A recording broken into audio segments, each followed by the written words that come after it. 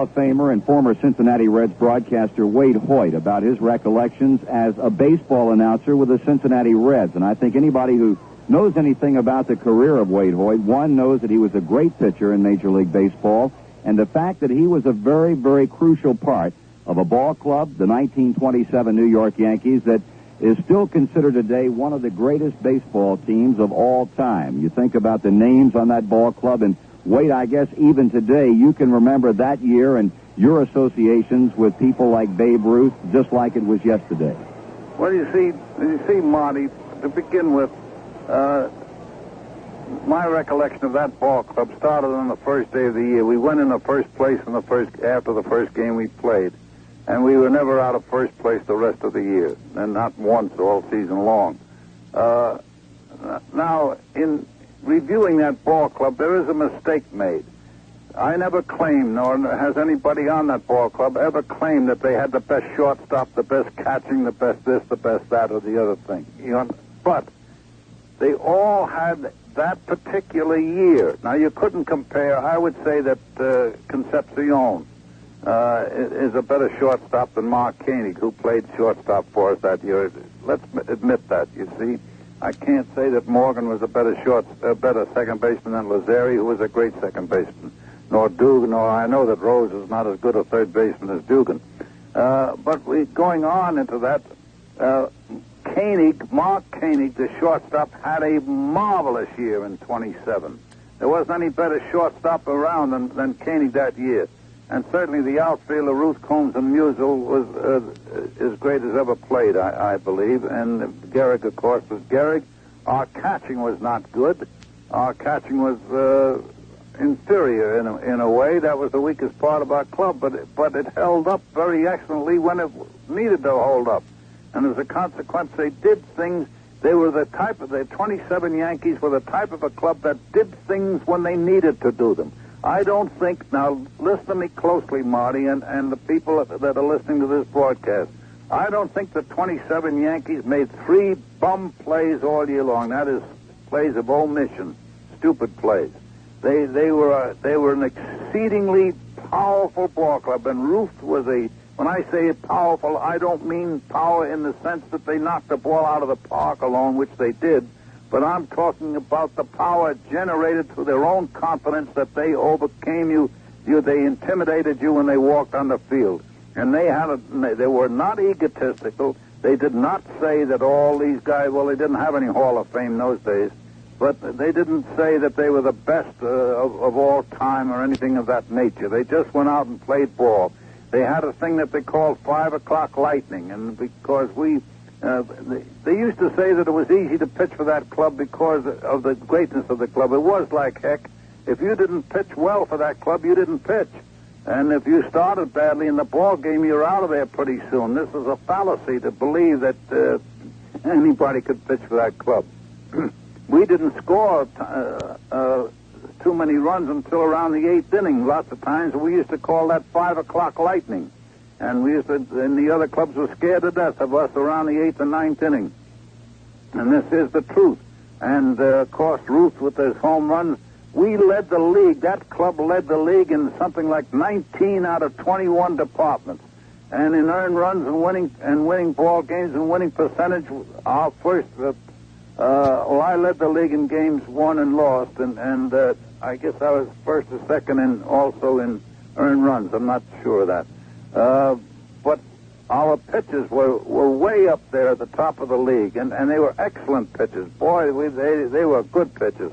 And so as a consequence, we had it all. And as I say, we led in 19 or something like 21 departments, and total bases and that sort of thing, and runs scored, and fewest this and fewest that, and I don't know all the departments. But the ball club was I can remember going out to the World Series in Pittsburgh that year, and Joe Dugan, our third baseman, was riding. We were in the club car, and Joe Dugan said to me, he said, "Do you know something?" He said, "Wouldn't it be awful if this club beat us?" Gosh almighty, can you imagine what after we winning the pennant by 19 games, if the Pirates ever beat us, what they'd be saying about the great American leaguers? And he said, "But they won't beat us." And it is the truth. It's a factual. It's factual that the Pittsburgh club did stay out. A great many of them stayed out to watch us take batting practice that first Monday.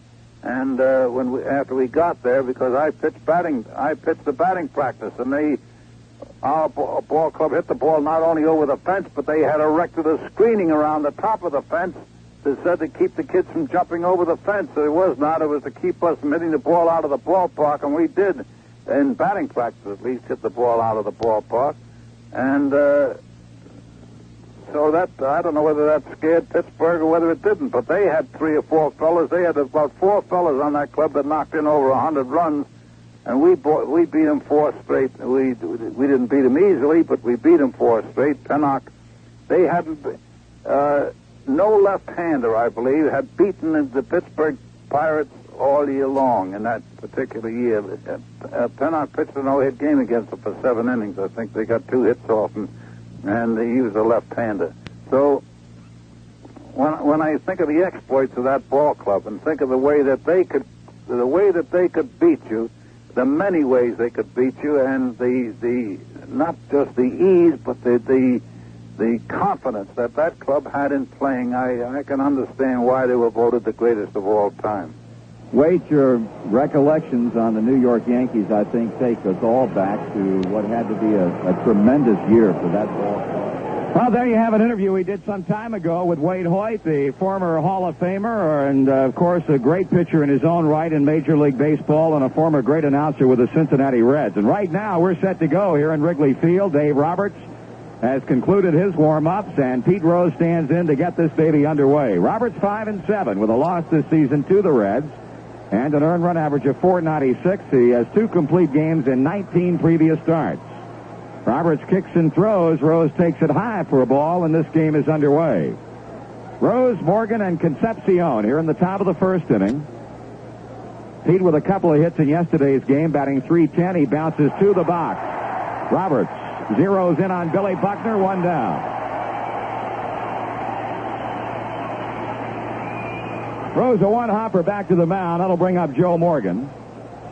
Morgan batting .248 with 8 home runs and 62 RBIs. These 2 clubs are now even in games played, and the games have won, rather. The Cubs have won 3. The Reds have won 3 with still 6 games remaining. Counting today, 3 more here in Chicago, and, of course, 3 coming up next weekend in Cincinnati. Left-hander to left-handed batter, strike is called. In the Cub infield, they've got Buckner at first, Trio at second, Johnson at third base, and De Jesus at shortstop. Morgan takes a breaking pitch low. In left field, Dave Kingman. In center, Jerry White, and in right field, Bobby Mercer. Tim Blackwell behind the plate. Herman Franks having the same lineup today that authored the victory yesterday. Morgan ground ball to the second baseman Trio. On to first base, 2 out. This copyrighted broadcast is presented by authority of Cincinnati Reds Incorporated and is intended solely for the private, non-commercial use of our audience. Any publication, reproduction, retransmission, or other use of the descriptions and accounts of this game without the express written consent of Cincinnati Reds Incorporated is prohibited.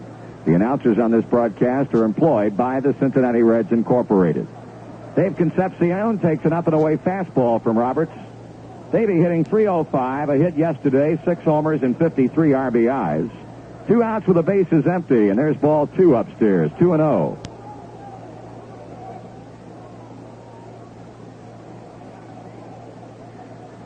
Roberts a quick worker as he sights Blackwell's sign. Davey takes that one up and outside, ball 3.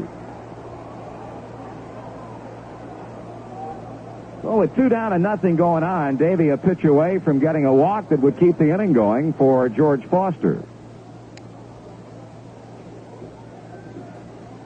Now the 3-0 pitch, and Concepcion takes a strike in at the knees. 3-1. Doug Harvey calling balls and strikes. Andy Olson, Jim Quick, Jerry Crawford. The umpires at first, second, and third, as now Concepcion stands away from the batter's box. Bangs the dirt out of his spikes and checks in with third base coach Alex Grammas to see what's on here with a count 3-1. Here's a pitch.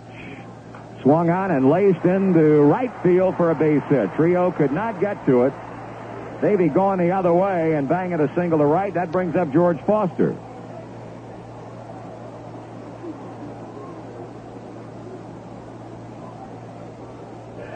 Well, Davey extends his hitting streak to 7 straight ball games. Time called now as shortstop DeJesus gets a pair of sunglasses from the Cubs bat boy. The sun once again starting to brighten things up a bit here in the Windy City.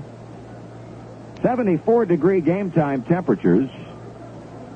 What breeze we have is blowing out toward left field today.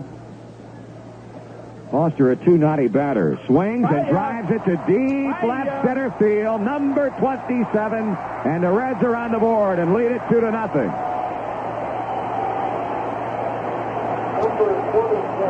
Foster with his 27th home run, and with Concepcion scoring ahead of him, the Reds lead it 2-0.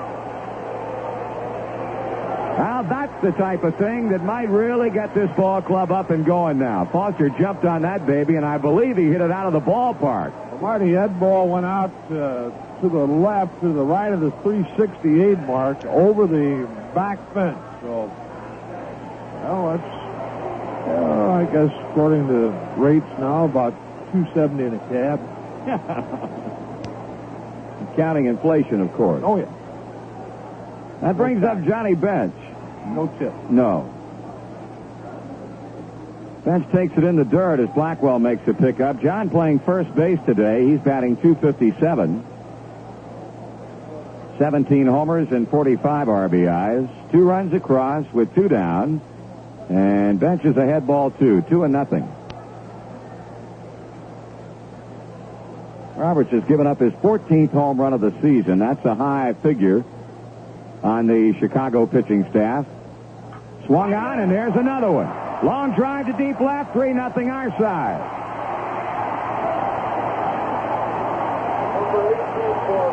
Johnny Bench, following Foster's 2-out, 2-run home run, jacks one out of here to left field. Number 18 for JB, and the Reds now have a 3-0 lead. So I guess to satisfy the Associated Press writer Howard Smith, I should say, hey, there's another run for our side. Kenny Henderson stepping in now with 3 runs in, and Ray Barris will start up throwing in the Chicago bullpen.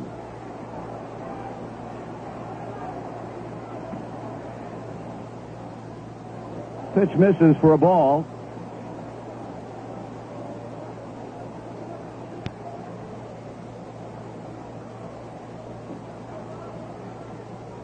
Now the sun really starting to come out, and at this point, Dave Kingman running in from left field. He's going to get some sunglasses as Tim Blackwell goes to the mound and talks with Dave Roberts, who no doubt had visions of an easy first inning after getting Rose and Morgan on ground balls. Davey then single to right, Foster homer to left center, and Johnny Bench has shot one out of here to straightaway left.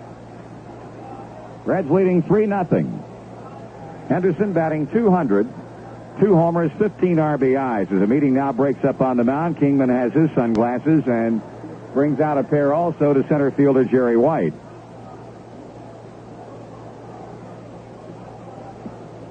I want to thank the Cincinnati Enquirer sports section for running such a nice picture of me on the front page yesterday and tacking that quote alongside the picture. Here's a pitch to Ken Henderson. He swings and he misses on a breaking ball.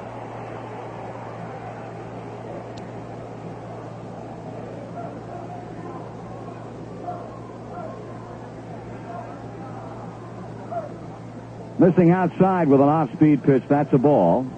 Ray Barris loosening along the left field foul line. Ken Henderson takes it inside. Ball 3. 3-1. Make it Lynn McLaughlin is the right-hander throwing for the Cubs.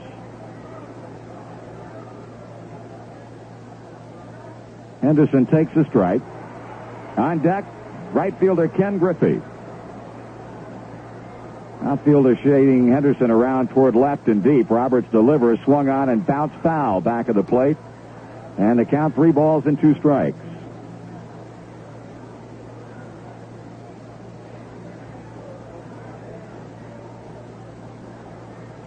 Henderson waiting on the payoff pitch, and here it is.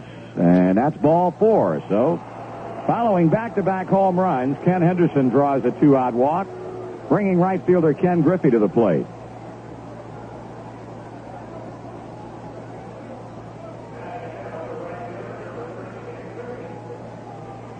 Ken batting at .286, 4 homers and 35 runs batted in. So Dave Roberts finding odd number 3 most elusive here in the top of the first inning.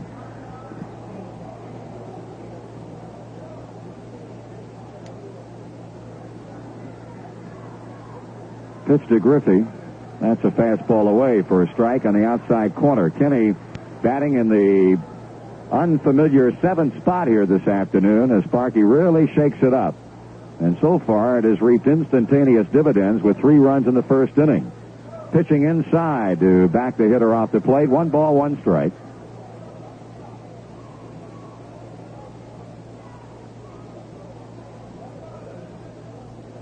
Kenny Henderson at first, leading against a holding Bill Buckner. Griffey swings, line drive, left field. Kingman coming in, makes the catch. Good play by Kingman as he came quickly in to grab that liner off Griffey's bat. But in the first, a good start for the Reds. 3 runs on 3 base hits. No errors and 1 man left on. And after a half inning of play, the Reds 3 and the Cubs are coming to bat. It's the bottom of the 9th with 2 outs and the score 2-1. 2 strikes on Phillips. He steps back into the batter's box. Here's the windup, and here's the pitch.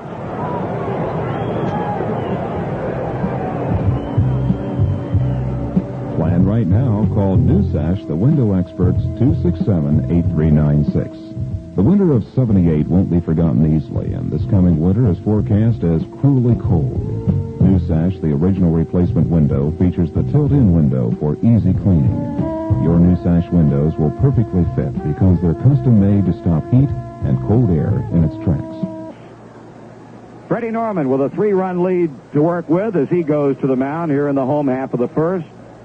Norman 10-7 on the year with a .360 earned run average. He has started twice against the Cubs. That was back in June, winning 1-0 on the 13th at Riverfront, giving up 4 hits in 8 1/3 innings, and then losing to Rick Rushell 10-1 on the 8th of June, giving up 8 hits and 5 runs, 4 of them earned in 3 1/3 innings. Norman over his career has not pitched well against the Cubs, and especially so here in this ballpark. Overall, he's won 5 and lost 10. But leading 3-0, he sets to go to war now against DeJesus, White, and Buckner. The Cubs only 2 back of the Philadelphia Phillies, who were beaten for the 3rd straight time by the Dodgers 5-2 last night.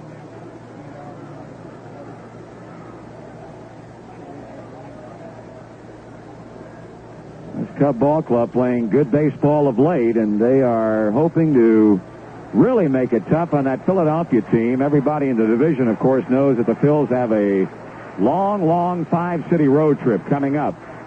It's going to be interesting to see how they fare in that one. Here's DeJesus, and here's Norman with a screwball that stays inside.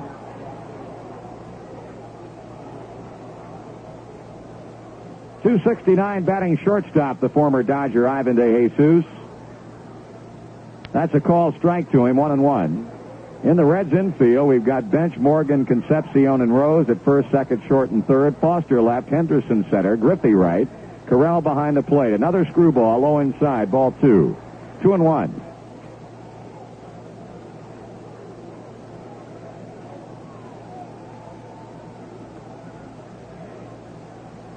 Norman sends in the pitch. DeJesus takes it on the outside corner.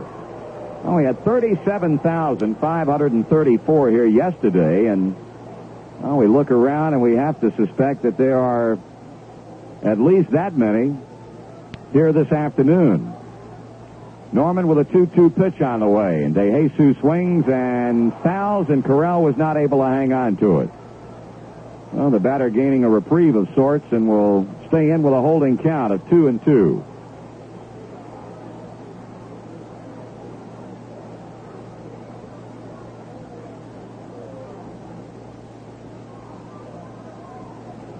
Freddie seeking his 11th victory of the season today. He has started and lost earlier on this road trip in San Diego by a 3-2 final. Here's a bouncing ball foul off the third base line, and trickling over just short of the Cub dugout. Only day game being played in either league. 3-0 Cincinnati, bottom of the first inning. Norman pitches, DeJesus swings and hits it in the air to left center field. Henderson calling for it, and Kenny will put it away with a one-handed grab. We'll pause now for station identification on the Cincinnati Reds Baseball Network.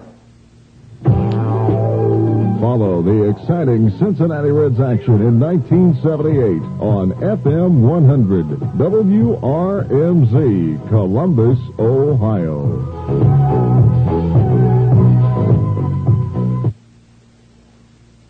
This is Andy McWilliams.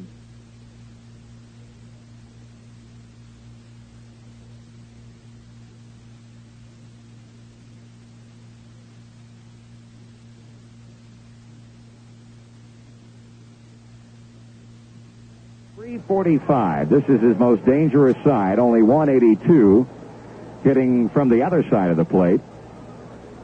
Call strike, outside edge, 1 ball, 1 strike to Jerry White with Bill Buckner on deck. Reds got a 2-out, 2-run home run in the first inning from George Foster, and Johnny Bench followed with his 18th home run. Freddie apparently getting his spikes hung up as he stopped at the top of his windup and will crank it up again. It's the third time this season the Reds have hit back-to-back home runs. 1-1 pitch. Inside, ball, 2-1.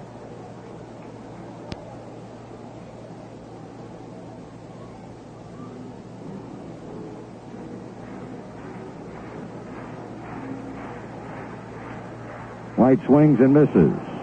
2 balls and 2 strikes. With a win yesterday, the Cubs now have won 62 and they have lost 57. And as mentioned, 2 full games behind the Philadelphia Phillies.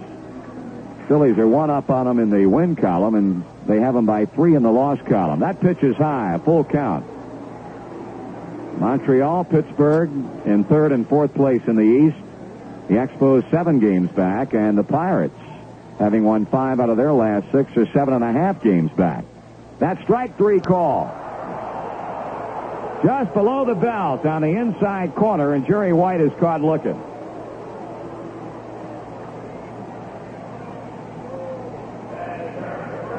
So Billy Buckner is up there now. Bill hitless yesterday, batting .299.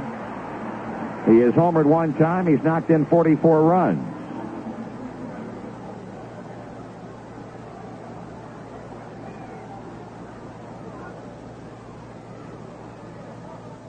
Norman misses up and in for ball 1.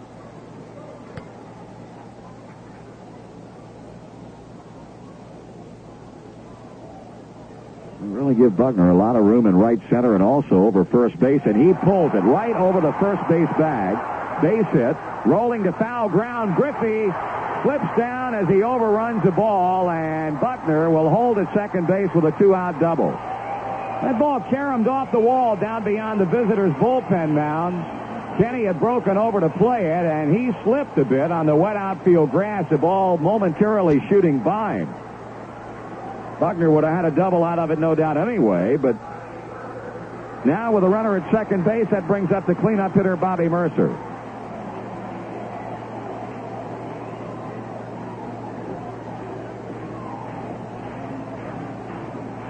Mercer hitting .277. Bobby has been bothered at times this season by a slight ankle injury, a knee problem. Not having the kind of year he had last season, but this guy has contributed in such a big way the last couple of years to this ball club. He takes the pitch up for a ball, 1-0. Well, the Cubs would like to do what the Reds did in the top of the inning. 2 men were retired. Concepcion single, Foster homered, Bench homered. 2 down now with Buckner at second base, and the 1-0 pitch coming to Mercer. Swing and a miss. Bobby trying to play long ball.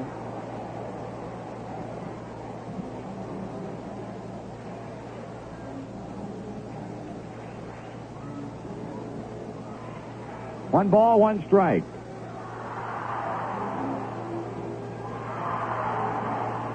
Outfield pretty much plays Mercer straight away. Freddie looking back at second where Buckner has his lead. Delivers. This one is fouled straight back. Rolling down off the screen behind the plate as Doug Harvey gets a new supply of baseballs.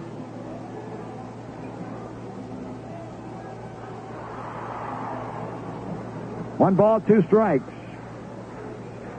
Norman against Mercer. Kingman on deck.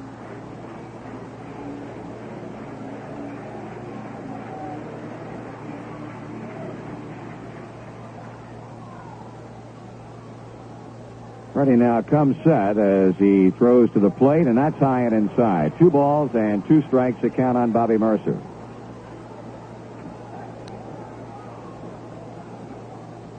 Having dropped 6 out of 8 on this road trip, the Reds are now but 1 over 500 on the road with 31 wins and 30 defeats.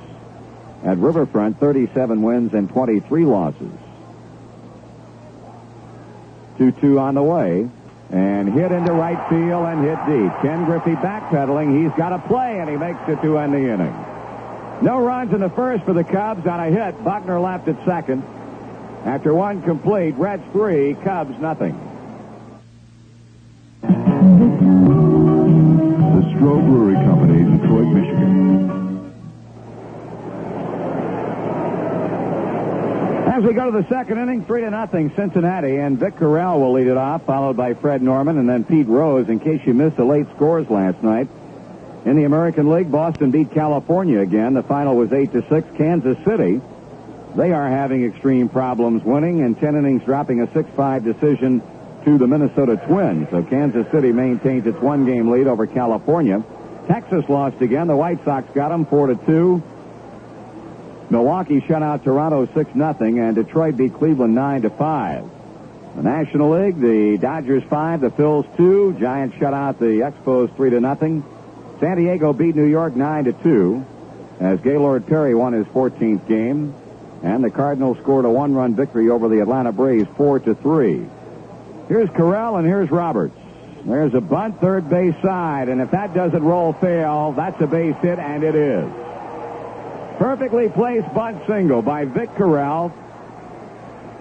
That's the 4th Cincinnati hit as he begins the inning, and that'll bring up Freddie Norman, who now will be bunting also, but the Cubs now will be looking for it as Lynn McLaughlin once again starts to throw. The Pirates picked a pair from Houston, 5-1 and 3-2.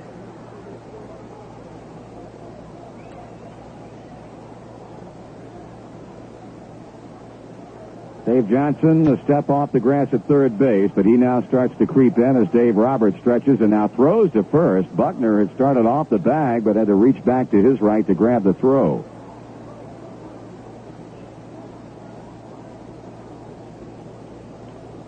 Norman leveling the bat. Freddie shortens up but takes it high, ball 1.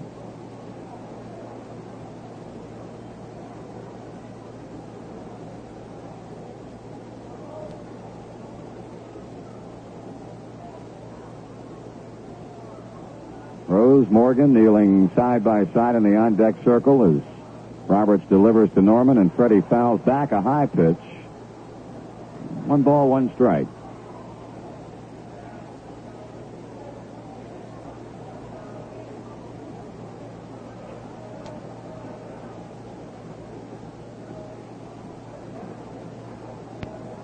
Corral at first, a bunt single to begin the second. Norman takes a strike on the outside corner, and Dave Roberts with a count advantage at 1 ball and 2 strikes.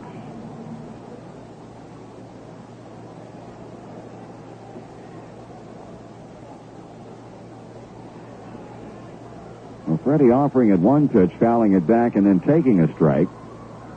He now bunts foul, and that's going to be a strikeout. So Norman not doing a job, failing to move Vic Corral along, and we now go back to the leadoff batter, Pete Rose.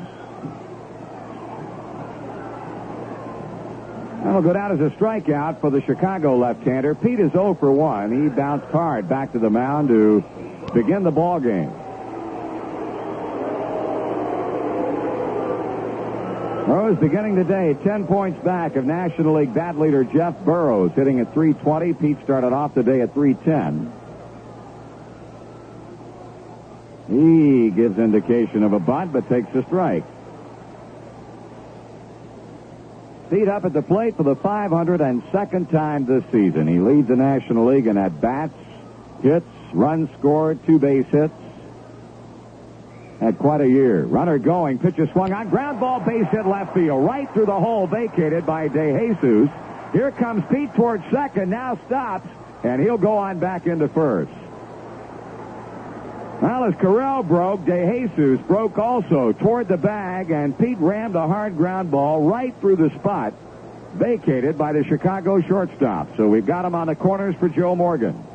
Well, Marty, that's things you like to see, and it's a pretty play for fans to see that work to perfection. You see a guy, like you said, DeJesus leaving a spot, and if he doesn't leave, if the other guy's covering a trio, we're in trouble.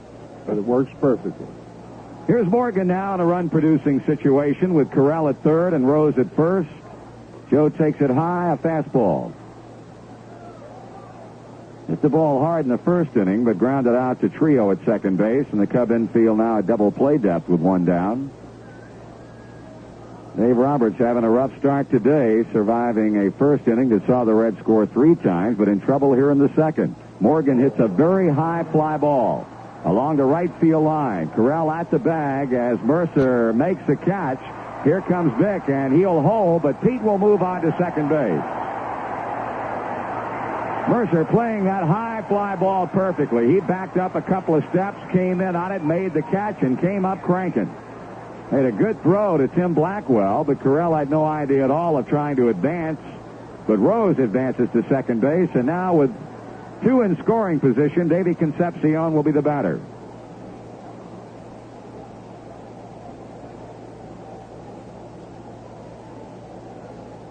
Davey got us going in the first inning with a hit to right field.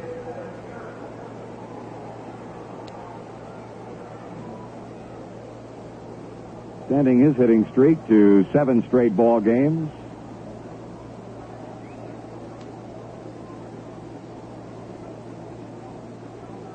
And Corral at third, Rose at second, 2 are out. Davey grounds one by the mound, but fielded by DeJesus, and he throws him out. Reds threaten in the second, but come away with no runs on 2 base hits, 2 runners left on. And after an inning and a half in game 2 of the series in Chicago, the Reds 3 and the Cubs nothing.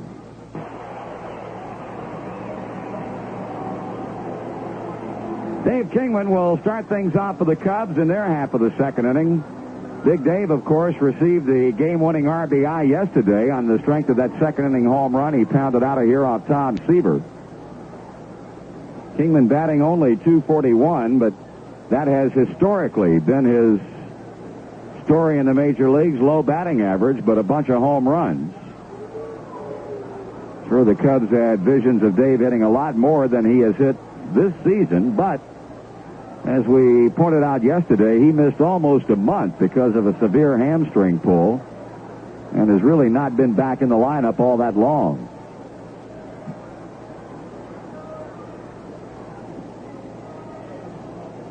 Kingman, Davey Johnson, Manny Trio.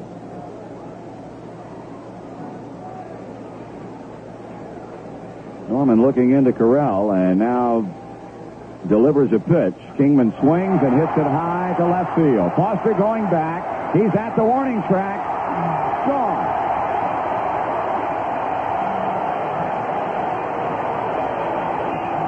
Dave Kingman puts the Chicago Cubs on the board with a home run to straightaway left field, and it's a 3-1 score.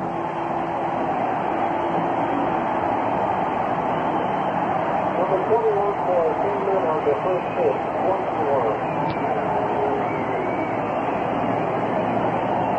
Third time this season, Kingman has taken a Cincinnati pitcher deep.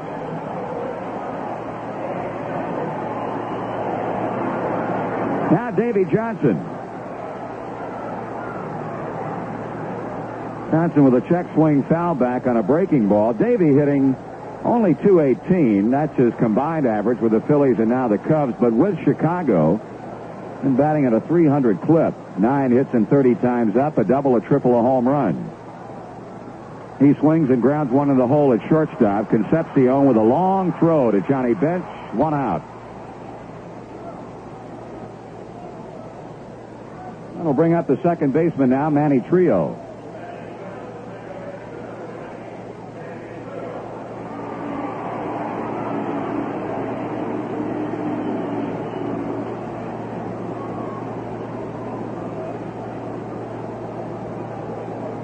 Trio hitting .262. He's 6 for 21 against Reds pitching this season.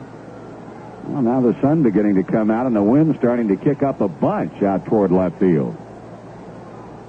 Trio swings. He hits one deep to left field. That's another Cub home run. It's a 3-2 ball game.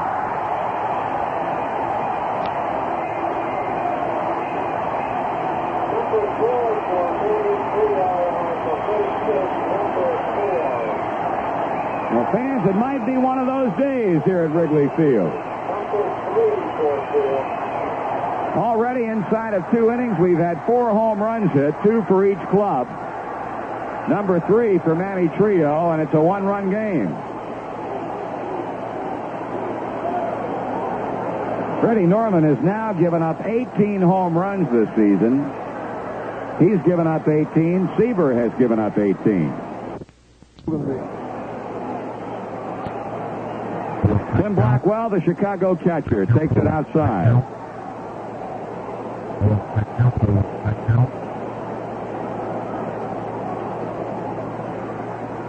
Swung on, and that's going to be a foul ball, or is it? Yes. Ball hit foul first and then kicked out between the plate and the mound. 1 ball, 1 strike. 3 in the first for the Reds, a 2-run homer by Foster, a shot by Bench. And here in the second, Dave Kingman a home run, Manny Trio a long one to make it 3-2. 1-1 to Blackwell. In for strike call, 1-2.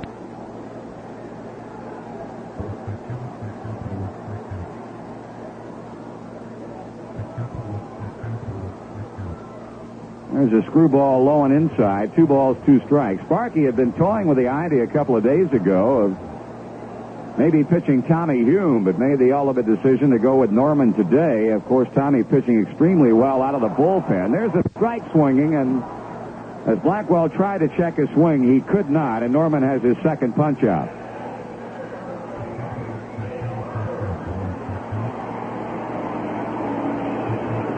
I'd like to send along our best today to Reds fans listening on WHIO in Dayton, WPDF in Corydon, Indiana, WHIR in Danville, Kentucky, and WXEE in Welch, West Virginia. 2 in, 2 out. Pitcher Roberts swings and he misses. Freddie pulling a string on Dave, and he was really out in front on the pitch.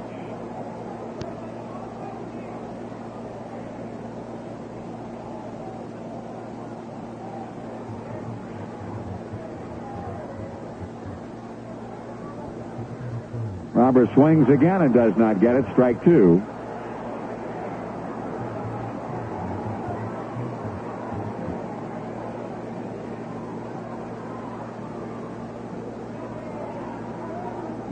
Ready to the bill of the cap and waits patiently on the mound as Roberts settles back in there. Corral sends out the sign. The left-hander sends in the pitch. Fastball misses high. 1-2.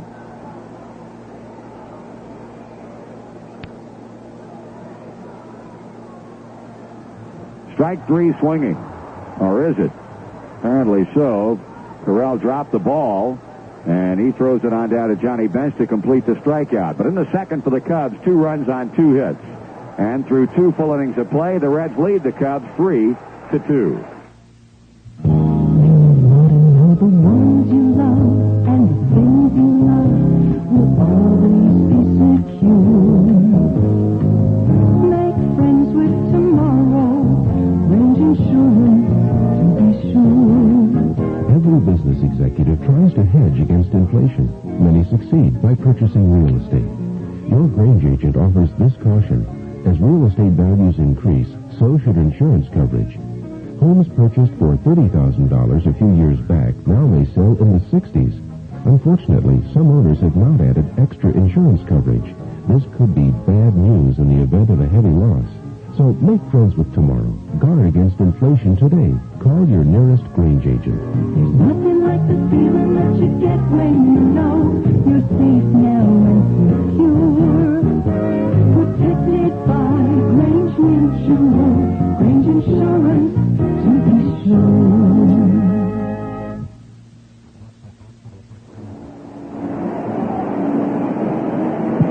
3-2, Reds lead the Cubs. Third inning about to unfold as Cincinnati comes calling, and to start it off, it'll be George Foster. And here to call the play-by-play for you, Joe Nuxall. Thank you, Marty. George's 27th home run of the year in the first inning with Dave Concepcion on board. George now with 89 RBIs for the year. The Reds have had 5 hits off Dave Roberts through the first 2 innings, 3 in the first and a couple of more in the second. Roberts has walked 1 and has struck out 1. Dave, 5-7 on the year against the Reds lifetime, 3 wins, 6 losses, and against Cincinnati this year, he's 0-1.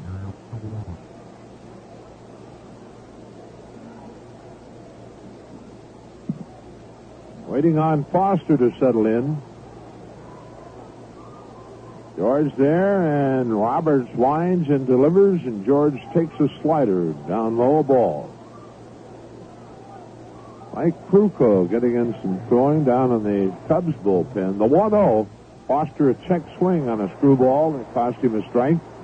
1-1.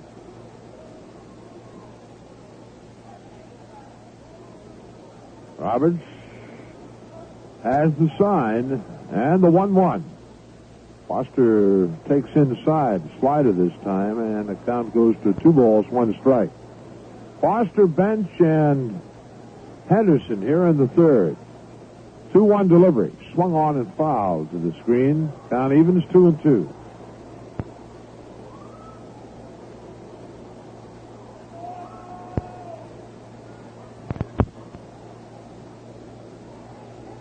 Two balls, 2 strikes to George Foster.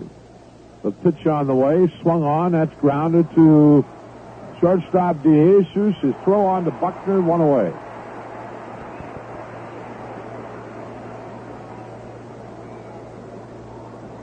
That brings Johnny Bench to the plate, John, with his 18th home run of the year in the first inning.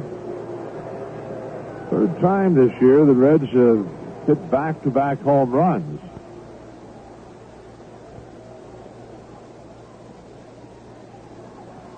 Roberts winds and delivers. Bench takes it on the outside corner. Called strike.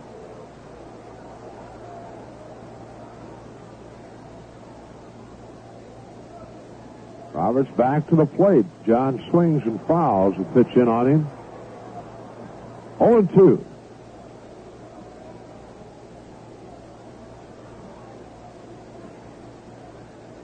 Reds leading 3-2.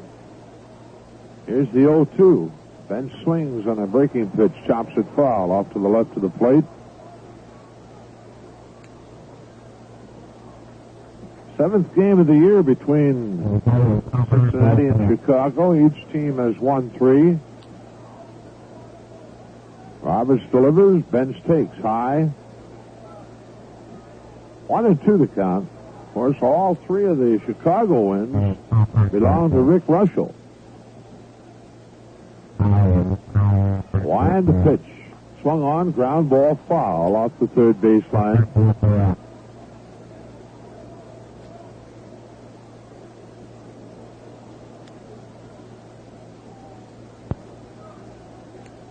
One ball, 2 strikes to Bench with 1 out.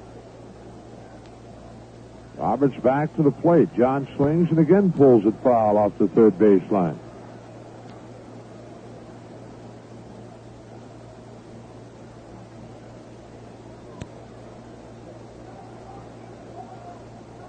Roberts has the sign. The pitch, high and outside. Count evens 2-2.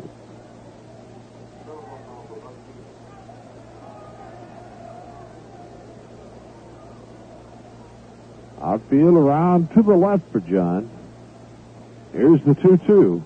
Swung on, that's pop foul. Back to the right side and onto the screen. Bench losing his bat and it's rolling out just to the left of the mound where Dave Roberts tosses it back to Bench.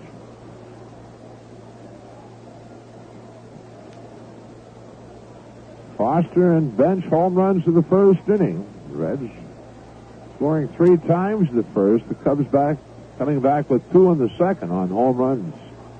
Bench takes high and outside, full count. The Cub home runs, Kingman and Trio in the second inning off Freddie Norman.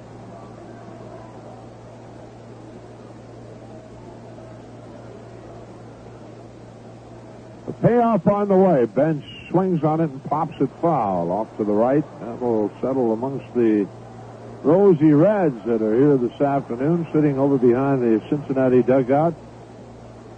Don't have the exact number yet, but there is a gang of them over there.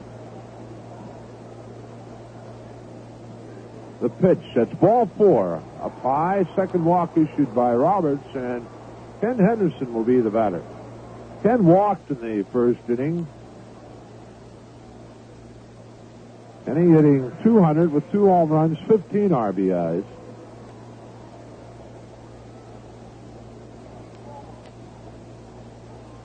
Dave Roberts, you won't see too many fastballs. It's all little sinkers, screwballs, sliders, curveballs, not too many straight fastballs.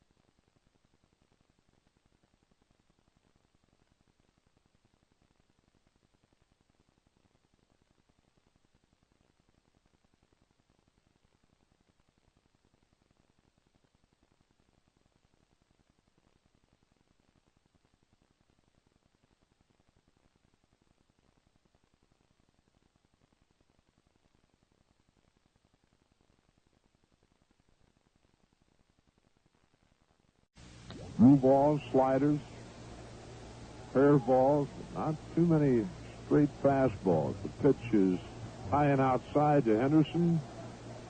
Ball 1.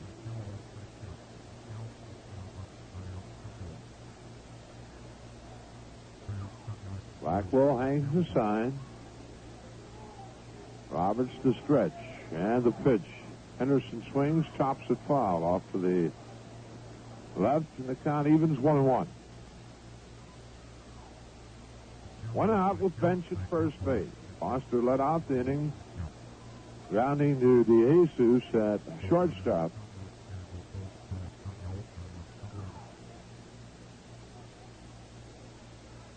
1-1 delivery, taken inside his slider. 2-1 the count.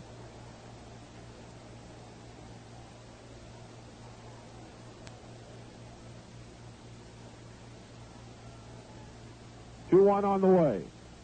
Low and outside. 3 balls, 1 strike to Ken Henderson with Ken Griffey on deck.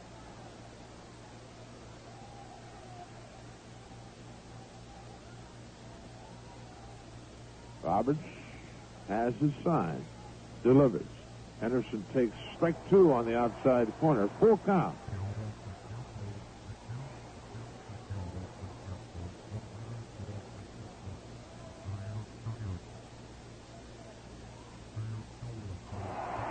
Swing and a miss on a fastball, and that's it for Ken Henderson. That's the second strikeout for Roberts. We'll pause for station identification. This is the Cincinnati Reds Baseball Network. This is the voice of the Cincinnati Reds for Central Ohio. Zebra 100, WRNZ, Columbus, Ohio.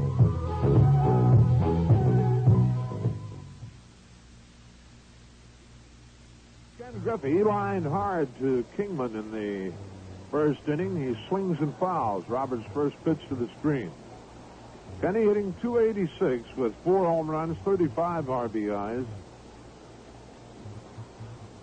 Got Bench down at first base with 2 out. Reds leading 3-2. Roberts sets and delivers, and Griffey takes inside. The count evens 1-1.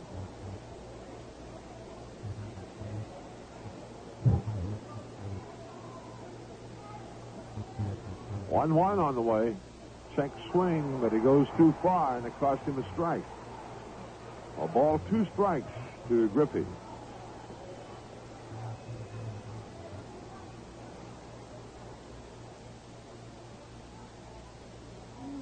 Outfield playing Kenny a bit around to the left. Roberts the 1-2. Griffey swings and fouls. On the play to the left side, back into the upper deck.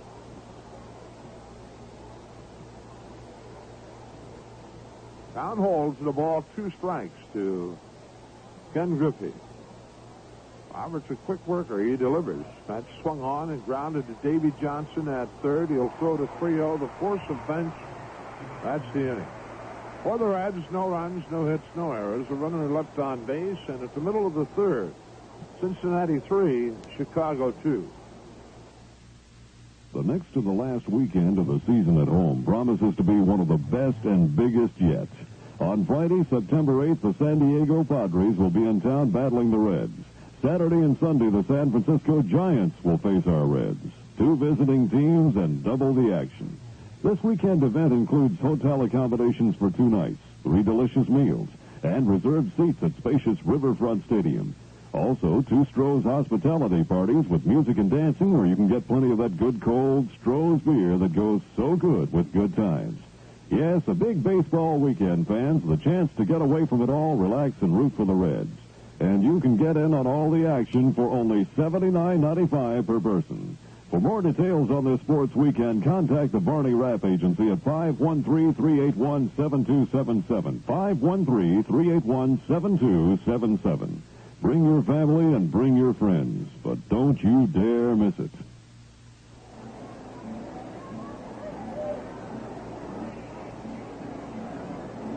For the Cubs in the third, at the top of the order, DeJesus, White, and Buckner. DeJesus center field. Cubs have had 3 hits off Freddie Norman, all 3 of them extra base hits. Buckner a double in the first, and then Kingman and Trio hitting home runs in the second. Had a total of 8 hits in the game, 4 home runs and a double. Pretty good slugging percentage at this particular point. Norman completes his warm-ups, and Ivan DeJesus will make his way to the plate. DeJesus hitting .269 with 3 home runs and 26 RBI. Look at the flags blowing straight out to left field. Sun out brightly now here at Wrigley Field. Norman winds his first pitch to DeJesus inside a ball. Freddie has not walked anyone. He has struck out 3. DeJesus swings and fouls, and the count evens 1-1.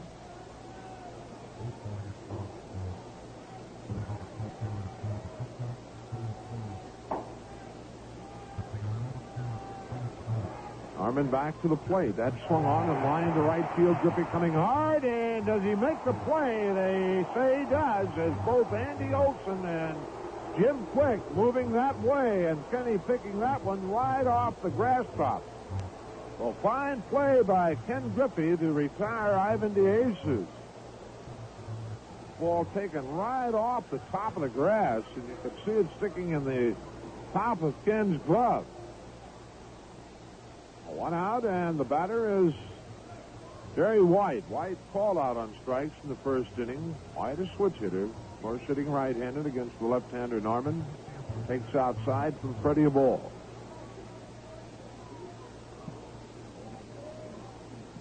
Norman delivers. Low and inside. 2 balls, no strikes. Bill Buckner on deck.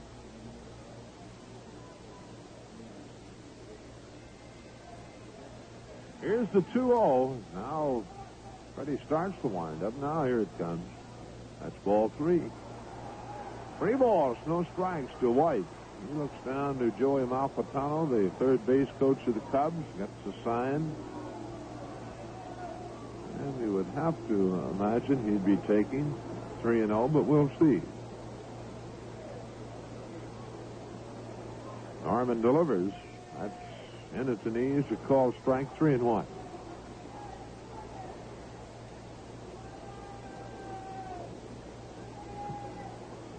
Norman winds the 3-1. That's way high and outside, and that's the first walk issued by Freddie Norman. So with 1 out, White at first base, the batter will be Bill Buckner. Buckner doubled along the right field line in the first inning.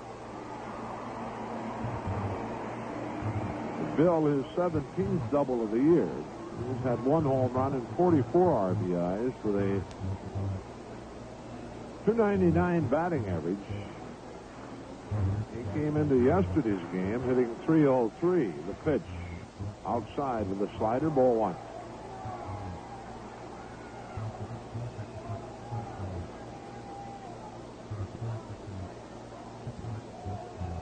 Bobby Mercer on deck. Norman sets and delivers.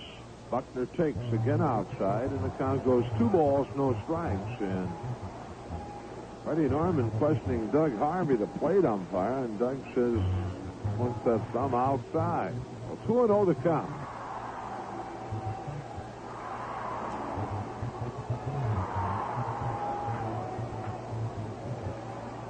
The stretch, the 2-0. Buckner swings and a ground ball by Bench into right field, a base hit. Making the turn is White. He'll move into third easily, and the Cubs have him on the corners with 1 out and Bobby Mercer, the batter.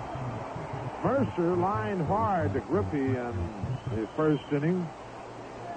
Buckner with his second hit of the ball game, 4 overall for the Cubs, and Bobby Mercer at the plate. Ball bouncing through the hole into right field off the bat of Bill Buckner, and we're going to have some activity down in the Cincinnati bullpen.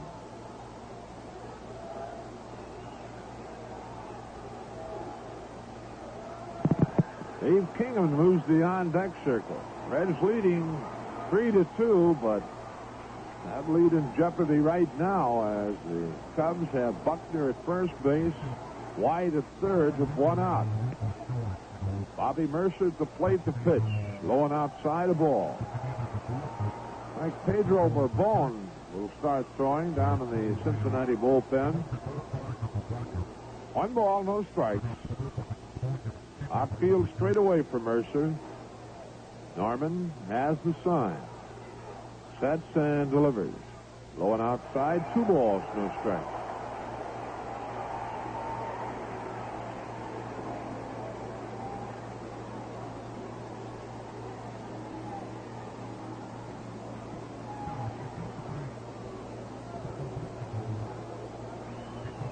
Big man on deck, Kingman.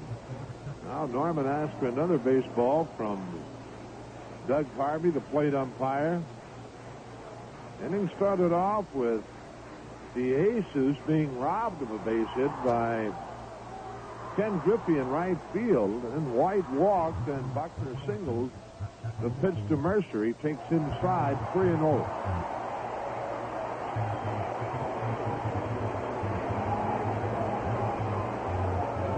Freddie a pitch away from loading the bases for Dave Kingman.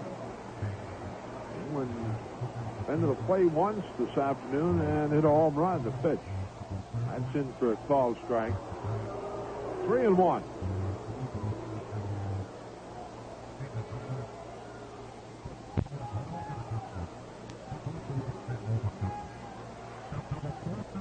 Norman ready, the 3-1. Runner goes. The pitch is taken low and outside. Ball 4, and the bases are loaded. Second walk of the inning by Freddie Norman, and with the bases loaded, Dave Kingman the batter.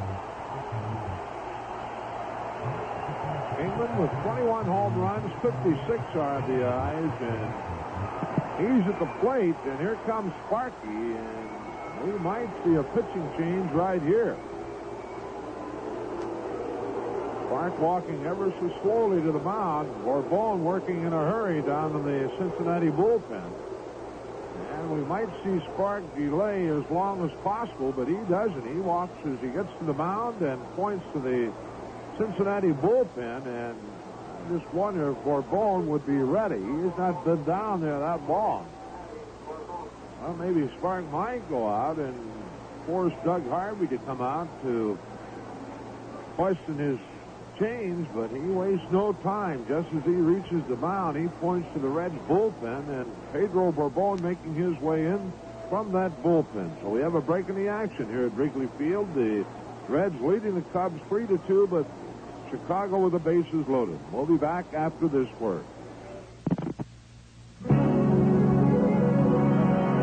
Adventure, fantasy, excitement, mystery. Something fun for everyone, Kings Island for you. If you want to know what my idea of fun is, just listen to Dick Van Dyke's ABCs of Kings Island. There's air shows, bluegrass, clown bands, dolphins, the Eiffel Tower, Firestone Balloon, giraffes, Huckleberry Hound, International Street, jazz, keelboats, lions, magic, nightlife, Oktoberfest, penguins, quaint carousels, Rivertown, Scream and Demon, twin racers, ukuleles, variety shows, wild animal safari, xylophones, Yogi Bear, and zebras. Wow, you know, from A to Z, Kings Island does have something fun for everyone. A kingdom where all your dreams come true. I told you, it's a whole world of fun right down to the last letter. Kings Island for everyone. So come on. Kings Island for you.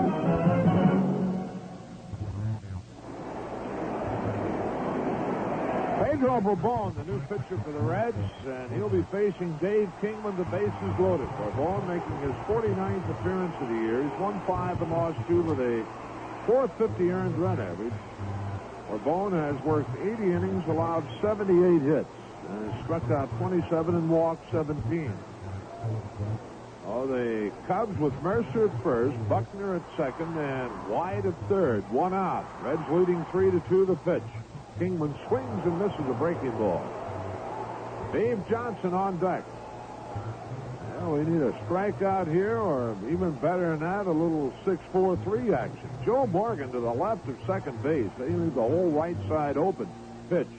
Swung on and missed, and quickly Pedro in front 0-2.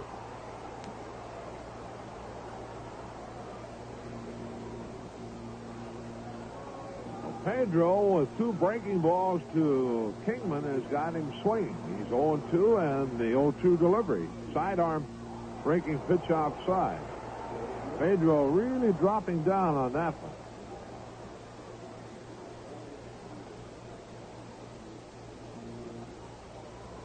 one. Bases loaded, 1 away. Borbone has the sign and the 1-2.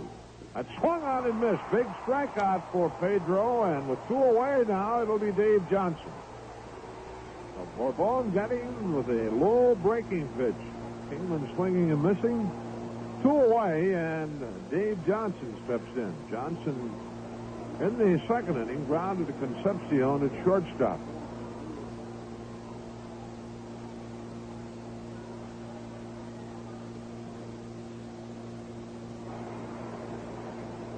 Barbone looking for the sign, winds and delivers, and Johnson swings and misses. 0-1.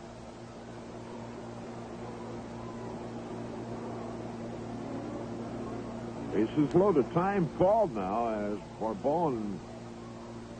Oh, that was pretty close. Now, have a little love affair, it looks like, out in front of the mound. Farrell and Barbone with their arms around each other. Apparently going over the signs. I tell you, Pedro almost balked. Not backing off the mound and any too soon. All right, we're ready to go. The count, no balls, a strike to Davy Johnson. And the pitch. Breaking ball just off the plate outside. 1-1.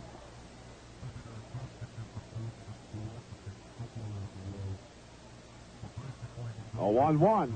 Johnson swings and fouls. And the count of ball, 2 strikes now to Johnson.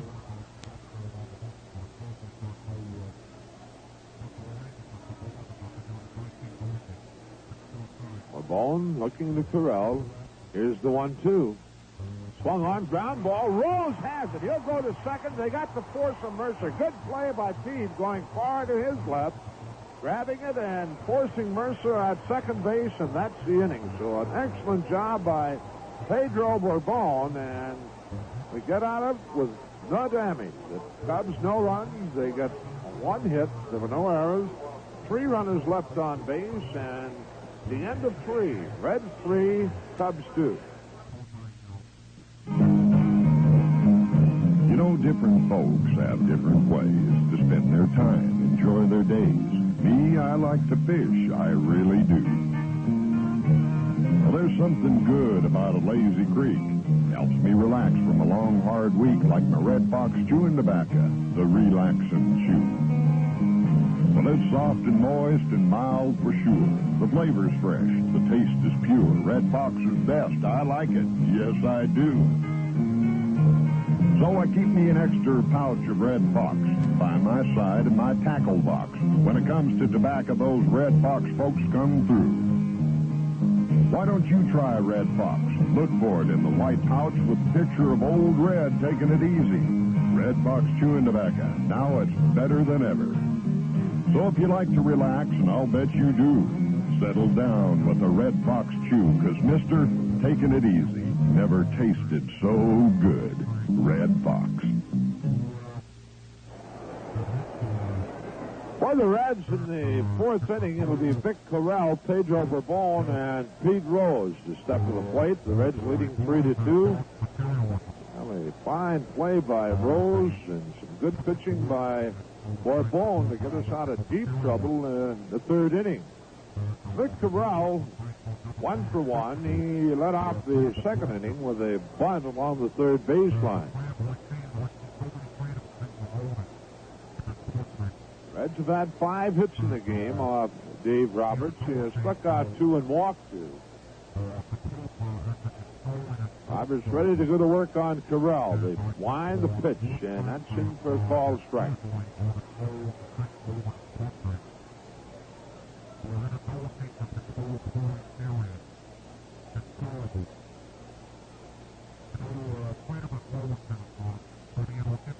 Roberts checking with Blackwell, and the 0-1. Corral swings and misses a screwball. 0-2.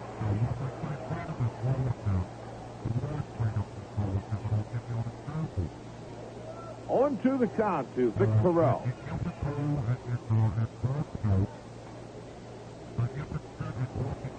Roberts has his sign, the 0-2.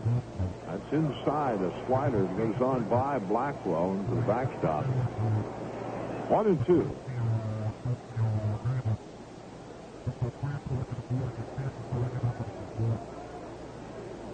Pedro Barbone on deck. Roberts the 1-2. Burrell swings and misses a screwball, and Roberts has his third strikeout. One away, and Bourbon the batter.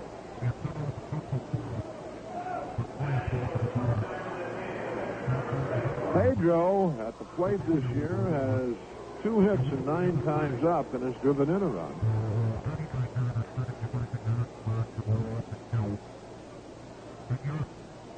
First pitch is swung on and line foul into the seats along the left field line. Pedro, not the most artistic looking hitter, but you know what? He makes contact most of the time. Here's the pitch. Swung on, whoop, doing the curveball. Roberts cheated. On to the count. Roberts back to the plate. That's swung on and pulled again down the left field line, and that'll drift back into the seats. Count holds the ball, or 0-2 to Pedro. Rose on deck, the pitch. Swung on and missed, got him with a curve, and 4 strikeouts now for Dave Roberts, 2 away, and Pete Rose the batter. Pete 1 for 2. Bounced back to the mound in the first inning and singled to left in the second.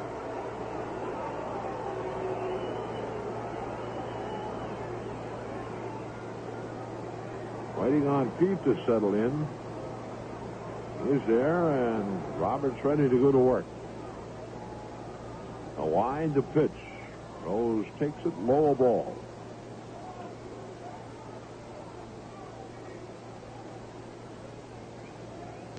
One 0 on the way. That's slow, and it's 2 balls, no strikes. Joe Morgan on deck.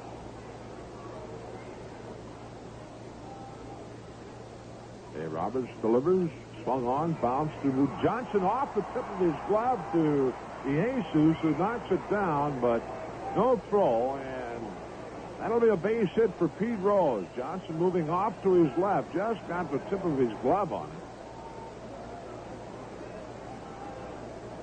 I wonder if Davey didn't lose that ball. It didn't look like that difficult to play for him, but he might have lost the ball in the fans. We've had players say that on occasion. Oh, the 6th hit of the game for the Reds, and here's Joe Morgan. Joe 0 for 2. Roberts sets and delivers. Morgan takes a breaking ball under the knees.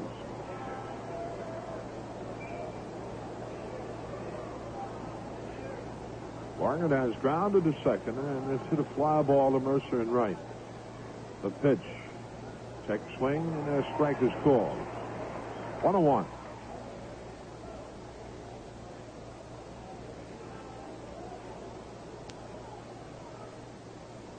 Roberts has his sign from Blackwell, sets and delivers. Morgan swings and pulls it foul off to the right. That will settle back into the seats.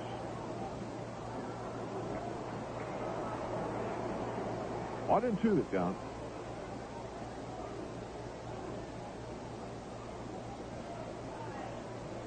Well, it's almost clear blue skies now here at Wrigley Field. Sun shining brightly. Outfield for Morgan straight away. Here's the 1-2. Joe takes it just off the plate outside. Down even at 2 balls, 2 strikes.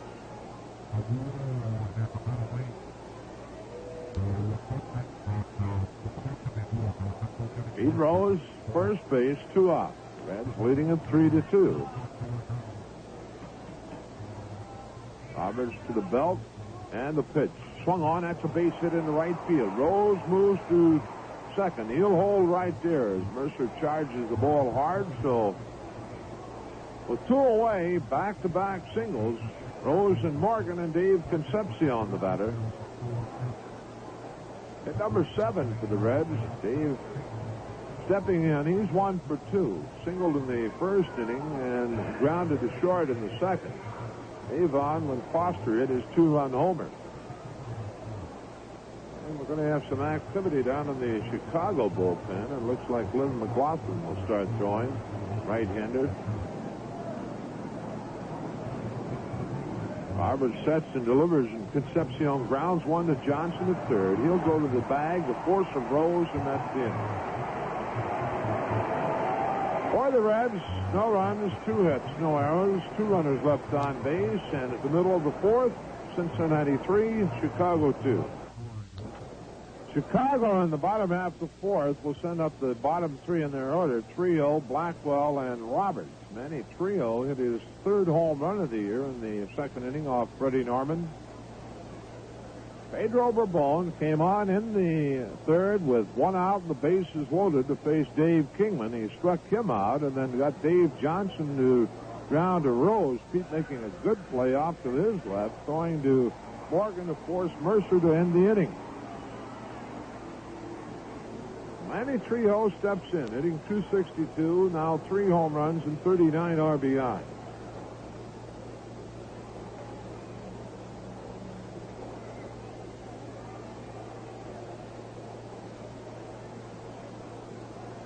Waiting on Trio to get in. He's there, and Bourbon has the sign and delivers.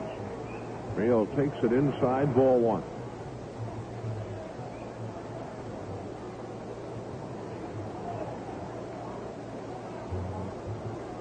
A 1-0. That's high and inside, and the count goes 2-0 to Trio.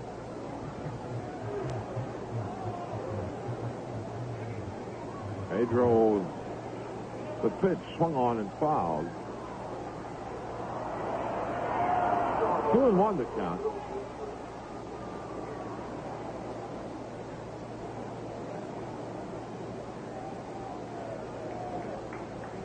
Pedro into the line with 2-1 inside.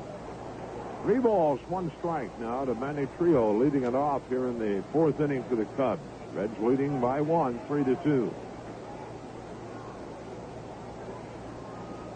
The 3-1 on the way. That's strike 2 called in the outside corner. Full count. Freddie Norman worked 2 in the 3rd innings, allowing 4 hits, striking out 3, walking 2. All 4 inside. So Manny Trio leads off the 4th inning with a walk off Bourbon, and he'll move on to first base, and the batter will be Tim Blackwell. Blackwell struck out in the 2nd inning against Fred Norman. Dave Roberts moves on deck. Roberts a pretty good hitter. We might see Blackwell sacrifice here. Roberts has hit 2 home runs and has driven in 6 with a .333 batting average.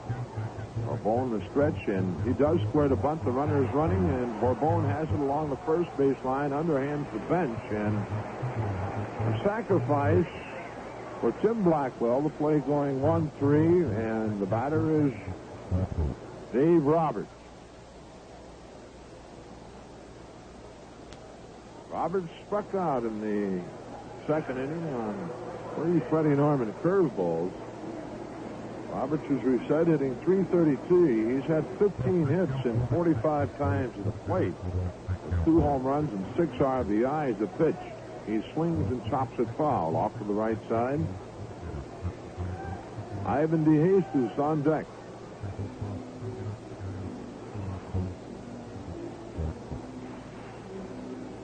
Trio at second, 1 out. The pitch.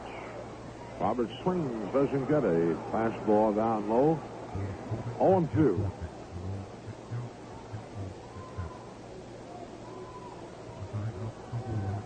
Roberts away from the plate. Now steps back in.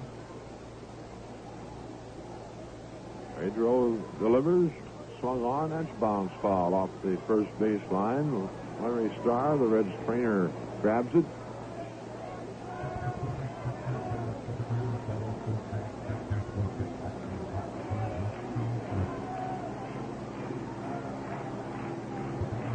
Pedro has the sign. Again, the 0-2. That's swung on and grounded to Morgan. Joe has it on the big bounce. Throws to bench as Trio moves on to third base. 2 away now, and the Reds throw.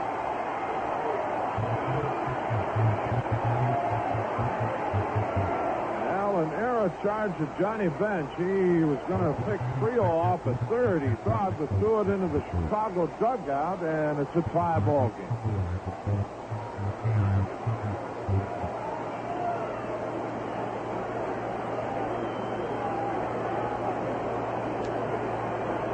Trio scoring on the arrow. Ball was thrown into the Chicago dugout, and we have a tie ball game. Not an unearned run at the moment.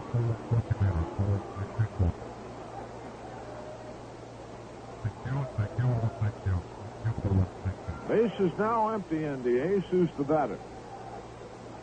The pitch, down low ball.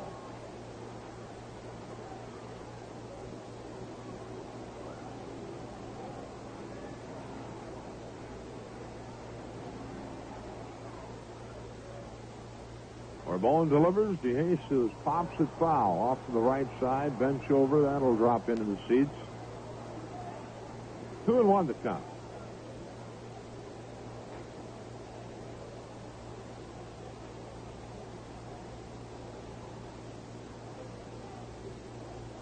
A pitch inside.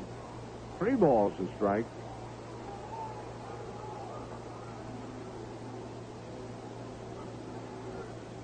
Bone winds, the pitch, check swing, and it's ball 4. No pause for station identification. This is the Cincinnati Reds Baseball Network. Central Ohio. For complete Cincinnati Reds baseball action, keep your dial on FM 100 WRMZ, Columbus, Ohio.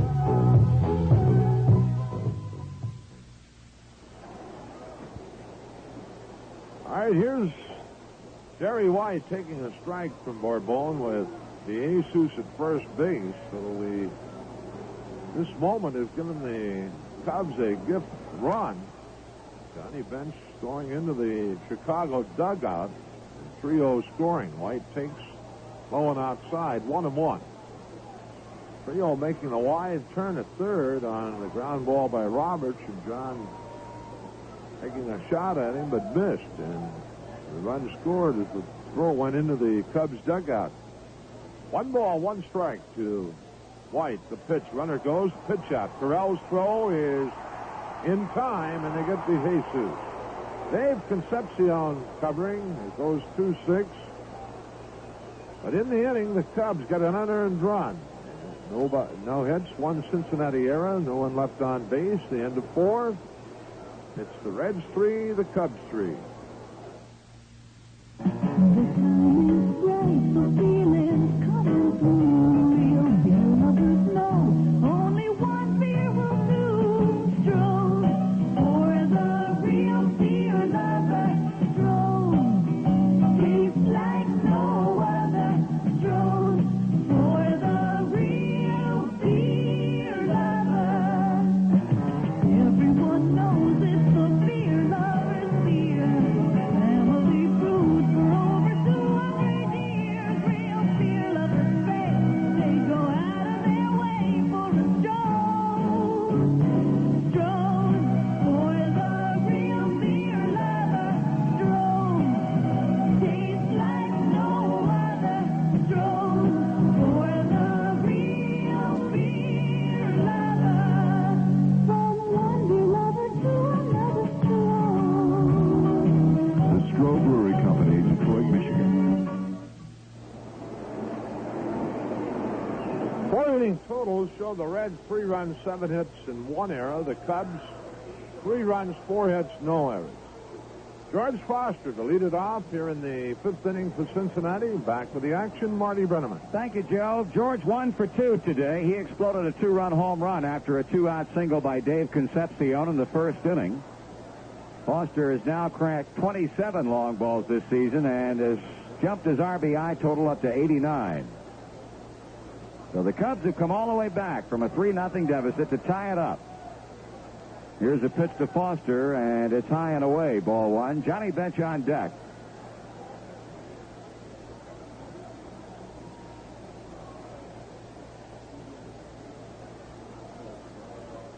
Foster takes it in the dirt. Ball 2. Roberts has been in trouble every inning. He left 2 men on base in the second. Stranded a runner on in the third inning. That probably was the easiest inning he's had in the game. Then in the fifth inning, back-to-back 2-out singles by Rose and Morgan before Concepcion hit into a force play. Right now he's behind 2 balls and no strikes as he sends in the next pitch to Foster. And that's swung on and fouled out of the glove of Blackwell. 2-1.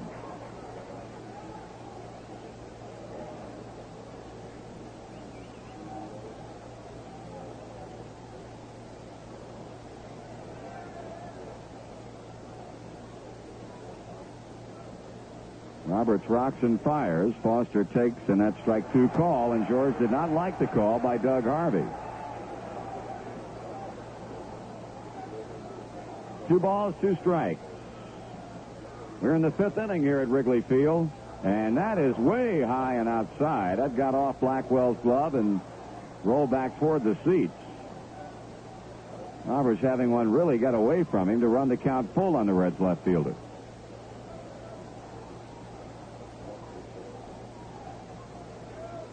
Well, we got nothing but blue sky overhead now. Warm, humid afternoon.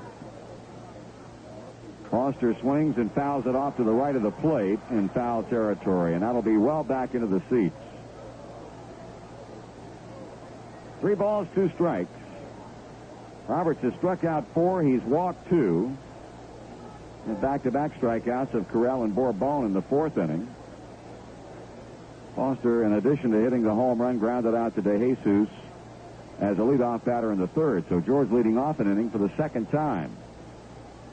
I imagine that's where opposing pitchers would like to see him be hitting.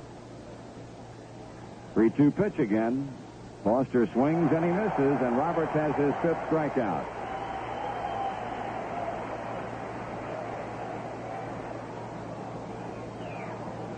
Johnny Bench in now. He hit a home run following Foster's 2-run blast in the first inning, his 18th, and then drew a walk in the third. But it was Johnny's throwing error in the last inning, trying to get Manny Trio off the bag at third base. It resulted in a Cub run, and of course a run that tied things up. Through ball is low.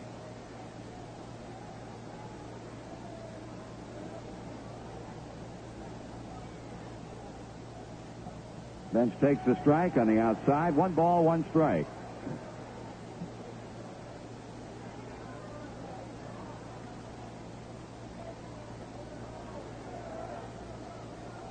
One away in the inning with the bases empty. Bench swings and pulls this one foul just short of the Chicago dugout. We'll be seeing a right-hander tomorrow from Herman Franks. It'll be Dennis Lamp on the mound, and he'll be opposed by Paul Mosco. Bench behind on the count and waiting, and he swings and lines one to second. Off to his right. Manny Trio picks it off. 2 down. We'll bring out Kenny Henderson. Well, we understand highlights of the Reds' Fathers Kids game will air on the baseball television show This Week in Baseball. Show is seen in most cities on Saturday or Sunday. Check your local listing for time and station. Henderson has walked. That was in the first. He has struck out. That came in the third. Dave Roberts showing signs of maybe settling down a little bit after struggling early. He delivers a screwball for a taken strike.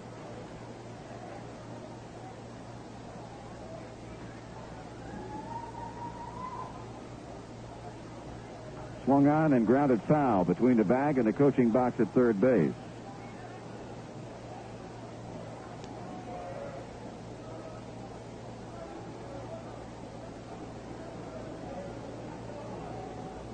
Well, you've got Lamp going against Mosco tomorrow. It'll be Lacasse against Kruko in the finale to the series and the road trip here on Sunday afternoon. Pitches away from the right-handed batting Henderson, 1-2.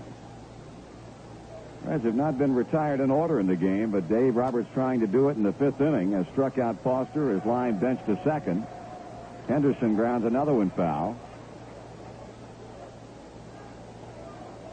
Reds have outhit him 7-4.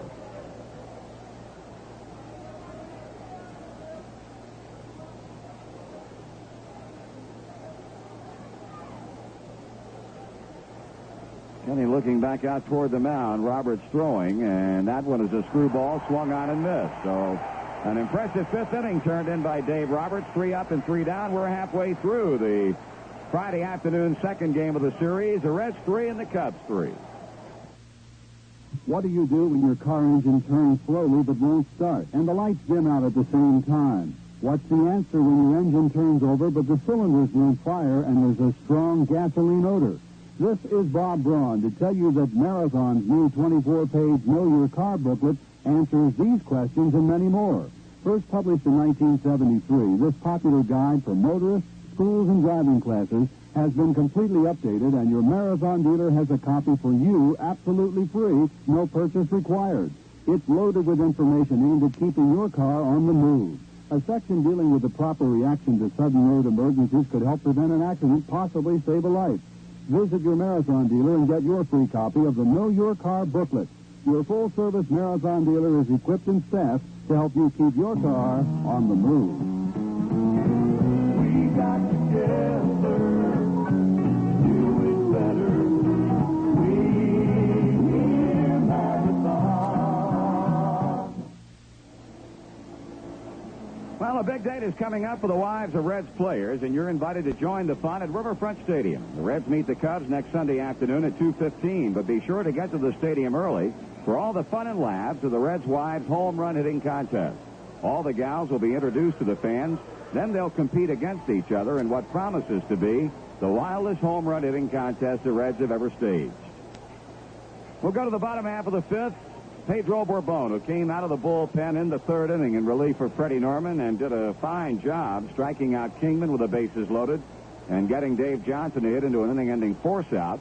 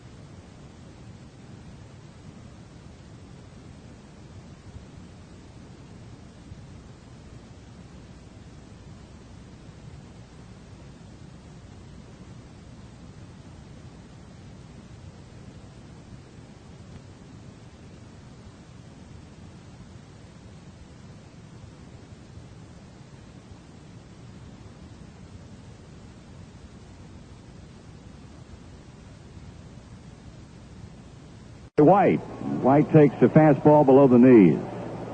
White has struck out, drawn a walk. He was at the plate when De Jesus was caught stealing in the last inning. Strike is called.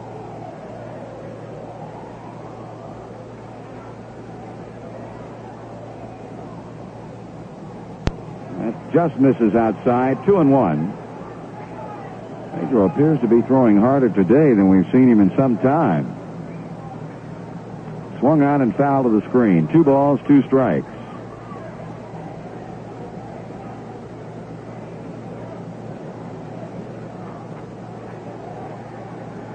Two clubs are tied with 3 runs apiece here in the fifth.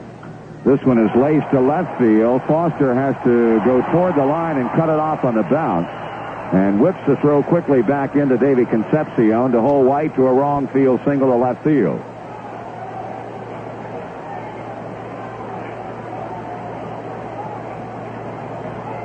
Well, the Cubs have hit number 5, and that brings up perfect hitting Billy Buckner. He doubled over first in the opening inning and then single to right in the third.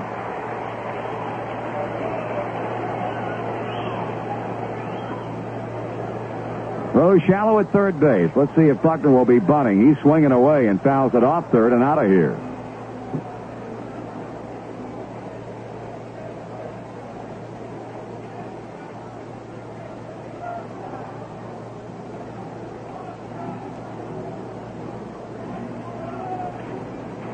Concepcion, Morgan, a double play depth. Bench holding at first against Jerry White, who has a pretty good lead.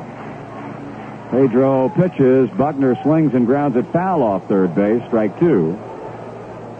Jerry White has stolen only 4 bases in 6 attempts this season.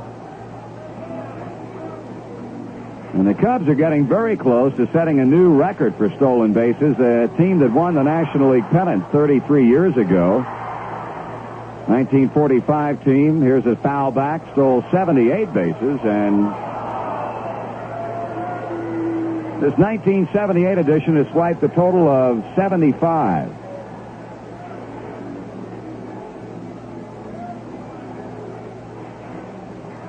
Two strikes on Bill Buckner. Bobby Mercer on deck. Jerry White at first. Here's a ground ball to second. Morgan will go to second. Concepcion to first. That's a double play.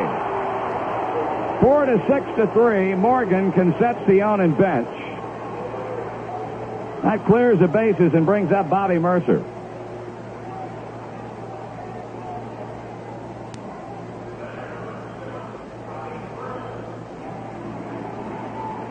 Mercer's 0 for 1 with a fly ball to right in the first inning.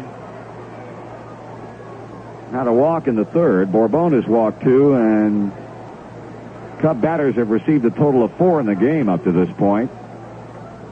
Ball 1 to Mercer. Reds got 3 in the first. The Cubs with 2 in the second on home runs by Kingman and Trio, and tied it up with an unearned run in the third. Inside a ball, 2-0.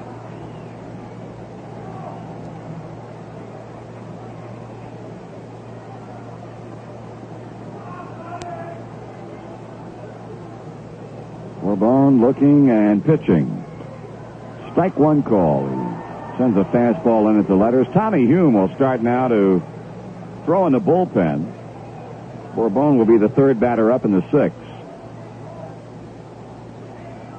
Mercer batting .277 with 7 home runs. Knocked in 47 runs. He swings and misses. Bourbon effectively keeping that pitch down and in on Bobby. We'll be seeing this Cub team come next weekend in Cincinnati. Not the Philadelphia Phillies looking over their individual and collective shoulders, I'll tell you, the way this team has been playing of late. Pull deep but foul to right field.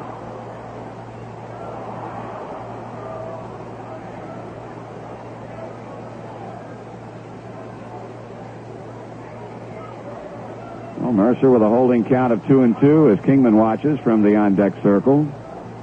Pitch. Ground ball to first. Bench knocks it down. Johnny picks it up, beats Mercer to the bag, and the 5th for Chicago is history.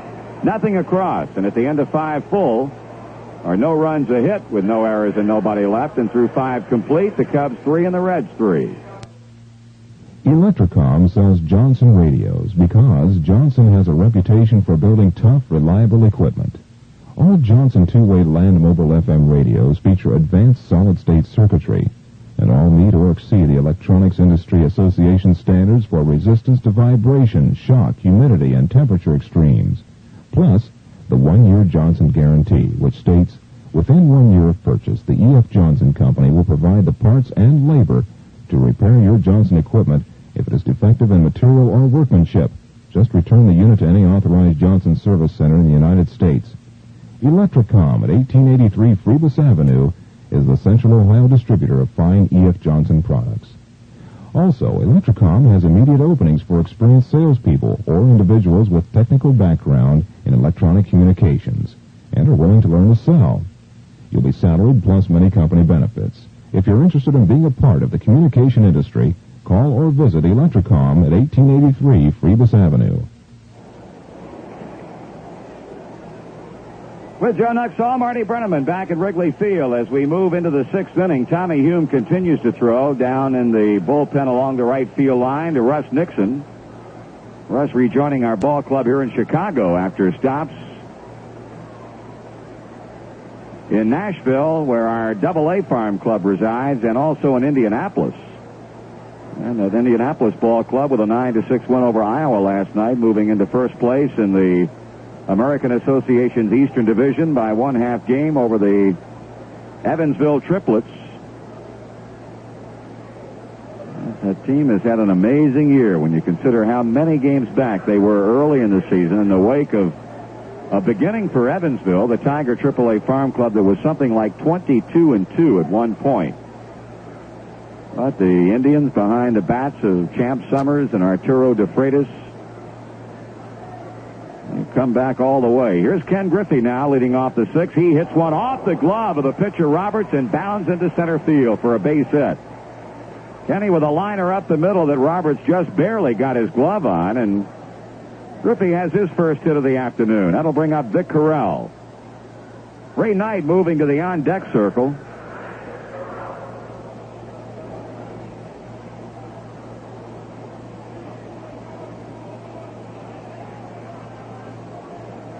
Correll with a bunch single his first time up, but Roberts came back with a screwball to strike him out swinging in the fourth. So Kenny represents the go-ahead run. Roberts pitches, and Correll takes it down and in for a ball.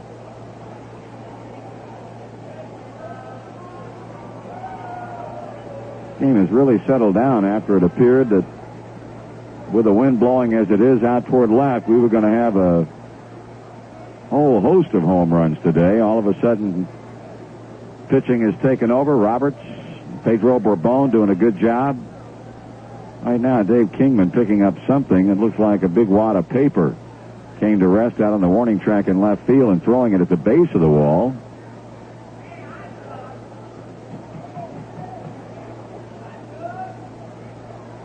Roberts checking in with his catcher, Tim Blackwell, and the 1-0 to Correll is bunted third base side. Here's Johnson up. He bluffs to second, throws to first. High throw, took Trio off the back. Correll's going to be on. Vic and Trio bumping as Dave Johnson bluffed to throw to second and came up throwing to first base, and it was high and to the first base home plate side of the bag and took Trio to foul territory. He and Correll collided. Vic down, but now is up as he's being checked over by trainer Larry Starr.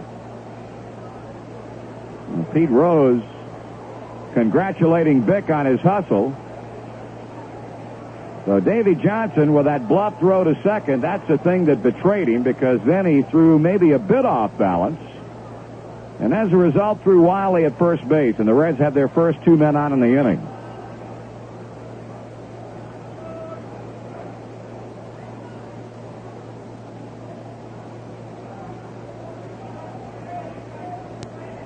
Charge an error to Dave Johnson, and I would imagine credit a sacrifice, definite sacrifice, to Vic Correll. Sacrifice, E5. Number 29, Dave Collins, will be the pinch hitter for a ball. Now Ray Knight has been taken down, and Dave Collins will be sent up to pinch hit for Pedro Borbon.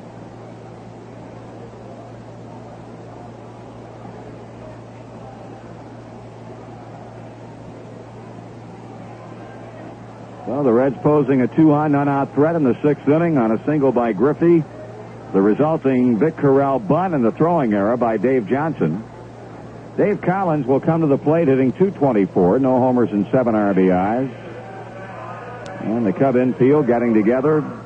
Johnson, De Jesus, Trio, Buckner, and pitcher Dave Roberts. Lynn McLaughlin has been up and down like a jack-in-the-box today. He is, for the third time, starting to loosen up now. So in a 3-3 game in the sixth inning, 2 men on for Cincinnati.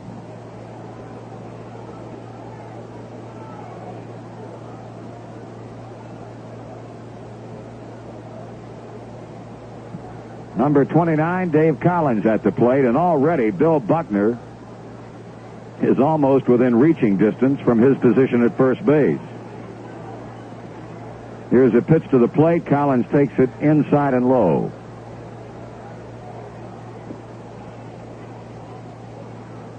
The Reds bidding to break the tie, and right now, Sparky Anderson, hands in his back pocket, standing up in the Reds dugout, hoping that Collins can get a bunt down and advance both Griffey and Correll into scoring position. Roberts into that stretch. He delivers. Collins bunts third base line. Picked up by Johnson. Throwing to first, out. That a good sacrifice bunt by Davey Collins as the throw goes from Dave Johnson to Manny Trio. Well, Marty certainly looked like Dave Johnson. Had he let that ball roll, it would have gone foul. It looked like he picked it up right on the line. So we'll take it.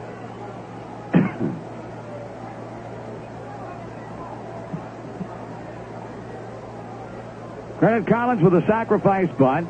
Tim Blackwell had started out to the mound to say something with Roberts. Here's Pete Rose. Let's see what they're going to do with Pete. They're going to intentionally walk Rose, who's had 2 hits in the game.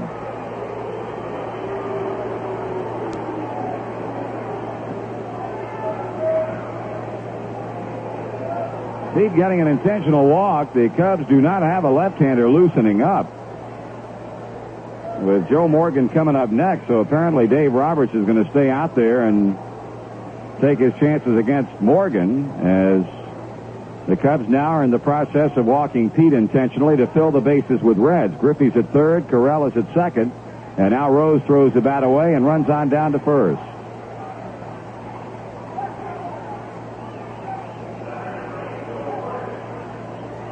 Morgan, after grounding out and flying out, laced a single to right field his last trip to the plate.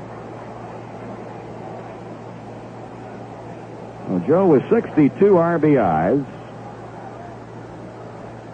a 1-for-3 day working. Up there with the idea of doing damage here to Dave Roberts and the Chicago Cubs. Roberts will work out of the stretch. And his pitch to Morgan is taken down low for a ball. You've got Concepcion and Bench coming up next. Concepcion, Foster, and Bench, 3 right-handed batters. Well, if Morgan gets on, you may well see a pitching change from Herman Franks. Go down and bring on the right-hander Lynn McLaughlin. Morgan swings and misses at a pitch down. 1-1.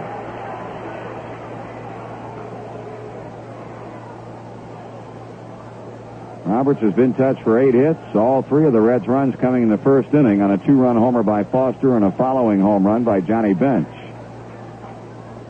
But the Cubs have come back to tie, and now the Reds in the 6th inning are trying to untie it. Griffey leading at third, Carell at second, Rose at first. Roberts with a 1-1 count on Morgan, and as he comes set, Joe calls time and apparently has some foreign matter in his left eye.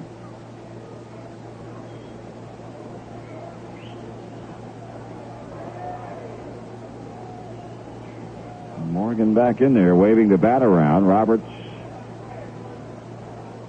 meditating a bit, toes a pitching rubber. Outfield playing Joe just about straight away and deep. Now the 1-1. He hit it off the end of the bat foul as Roberts gave him the motion and dealt him the off-speed pitch, and it's a ball and 2 strikes.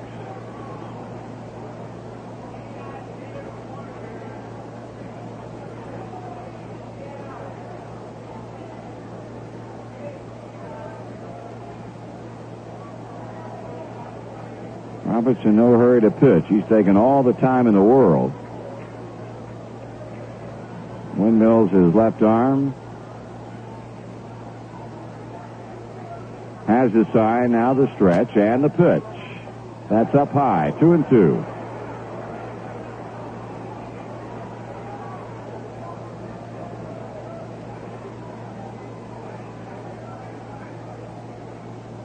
For the moment, Lynn McLaughlin is spectating down in the Chicago bullpen. 2-2, and a pitch on the way. Joe swings, fly ball right field. Bobby Mercer reaches up and makes the catch. Ken Griffey tagging and scoring the go-ahead as Carell slides in safely at third. So Morgan with a line drive sacrifice fly to right to send the Reds out in front 4-3. Carell advances to third base, and Dave Concepcion will be the batter. Now Herman Franks out of the Chicago dugout. And apparently he has ideas about making a pitching change. He looks down toward the bullpen and indicates that he wants a right-hander, Lynn McLaughlin. So the Reds have scored the go-ahead run with a hope of maybe getting another run or two here before the 6th inning is over. Dave Concepcion will be up, but He'll be hitting off of a new Chicago pitcher, right-hander Lynn McLaughlin, slowly making his way in toward the Wrigley Field mound. And we'll be back with more in Chicago in just a moment. They came from across the sea, from Japan, Germany, England, Italy. Bright and eager to show what they could do. They were foreigners in a foreign land. But one thing that was true in the old country was also true in the new. You can't buy a better plug for any kind of car than Champion. You can't buy a better plug no matter where you are than Champion. Champion, number one in the world. Number one in your car. Imports from every country find America is the land of opportunity. The opportunity to use Champions, the world's best-selling spark plug. The plug that wins more big races. For imports, you can't buy a better plug than Champions. You can't buy a better plug than Champion. You can't buy a better plug than Champion. You can't buy.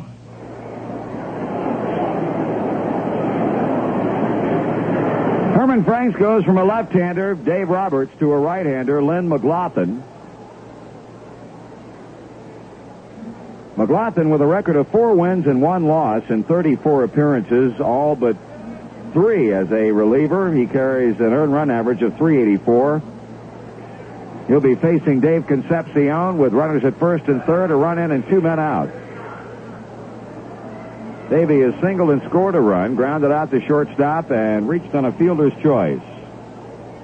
And Joe Morgan picking up his 63rd run batted in with a sacrifice fly, and now the Reds lead by a run at 4-3 in the 6th inning.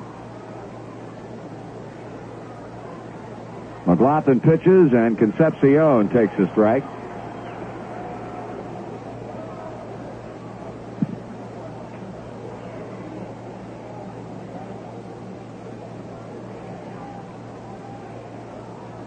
Davey takes it in on him for a ball, 1-1. Concepcion batting .306 on the strength of the 1-for-3 game going so far.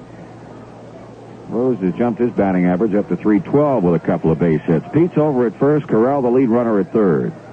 There goes Rose, pitch is swung on, bounced up the middle. That's going to be into center field, base hit. Here's Corral scoring. Rose goes to third, and taking the short turn, he'll hold right there. So Dave Concepcion greets new pitcher Lynn McLaughlin with a high bouncer up the middle that scores Corral, and the Reds lead it 5-3.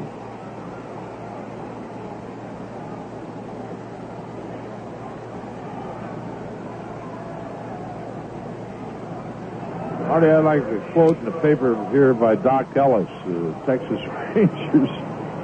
I guess get a little feud yet with George Steinbrenner. He says, I'll fix him. Says, I'll buy the Suez Canal, and one of his ships come by. I won't let us. Here's George Foster. He looks at a strike on the outside corner.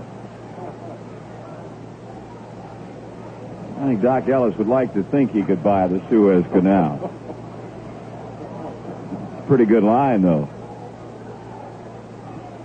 Doc could pitch as well as those lines he comes up with. He would be a perennial all-star in any league. 2 runs home for Cincinnati. Foster with a home run with a man out in the first inning. Pitch on the way. He takes it up, and it's 1 ball, 1 strike.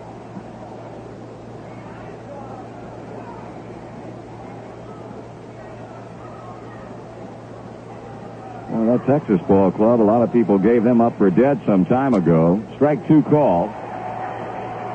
They are only 5.5 games behind Kansas City. Oakland in 4th place, 6 back.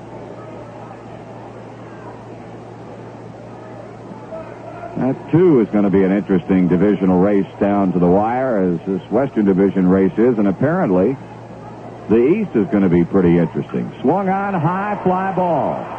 Hit into left center field. White goes to the warning track, still drifting back, and in the ivy, he makes the catch.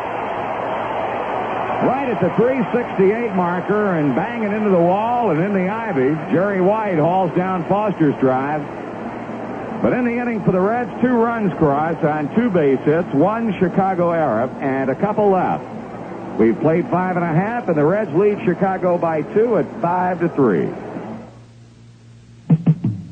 The time is right, that feeling's coming through. Real beer lovers know only one beer will do. Stroll for the real beer lover. Stroll, taste like no other. Stroll for the real beer lover. Everyone knows it's the beer lover's beer. Family brew over 200 years. Real beer lovers say they go out of their way for a stroll. Hey, hey, hey, stroll for the real beer lovers. Stroll, tastes like no other. Stroll for the real beer lover. From one beer lover to another. Stroll. The Stroh Brewery Company, Detroit, Michigan.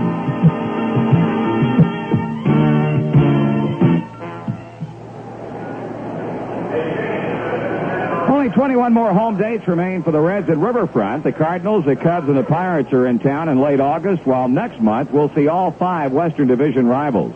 Check out the schedule and pick out the dates you want to see, and then order the tickets the easy way in advance by mail. Send check or money order payable to Cincinnati Reds, Box 1970, Cincinnati. Box seats are $5, reserved seats $4. Please enclose 50 cents with each order for postage and handling. 3 walks, 1 intentional, 6 strikeouts, 2 home runs. New pitcher on the mound is Tommy Hume. Pedro Bourbon pitches 2 2/3 innings of 1-hit, 1-run baseball. It was unearned, by the way. He struck out 1 and walked 2. And now it's Hume against Dave Kingman in the home 6th inning, and David grounds to third. Rose on a bounce, long throwing to bench, 1 gone, and we'll pause for station identification on the Cincinnati Reds Baseball Network. For Cincinnati Reds baseball in the capital city, listeners tune in FM 100, WRMZ, Columbus, Ohio, for every Cincinnati Reds baseball game. Kingman out, first pitch hitting, ground ball to third. Davey Johnson in. He's 0 for 2. Blowing outside for ball 1.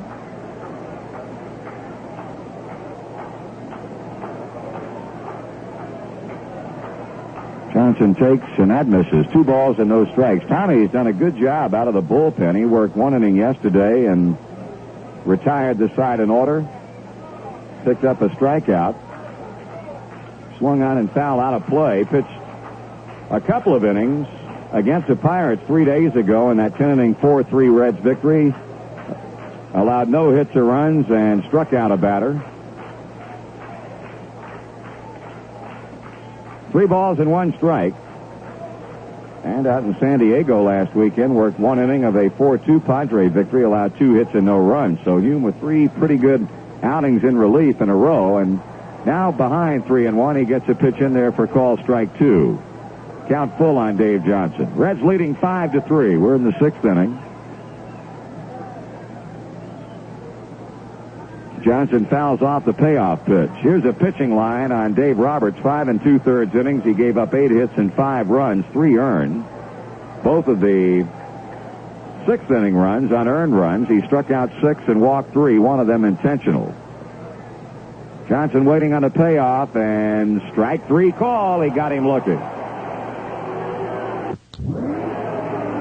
Here's a reminder to Shriners in the greater Cincinnati area. Tickets are available to you for this year's 40th annual Shrine Night, and they're on sale now at Syrian Temple. Don't miss out. Stop by and pick up your tickets for Shrine Night at Riverfront. Manny Trio 1 for 1, a home run, a walk. He scored 2. He came in to score the tying run at the time in the 4th inning when Bench's throw to third got through. Pitch is low and just off the plate.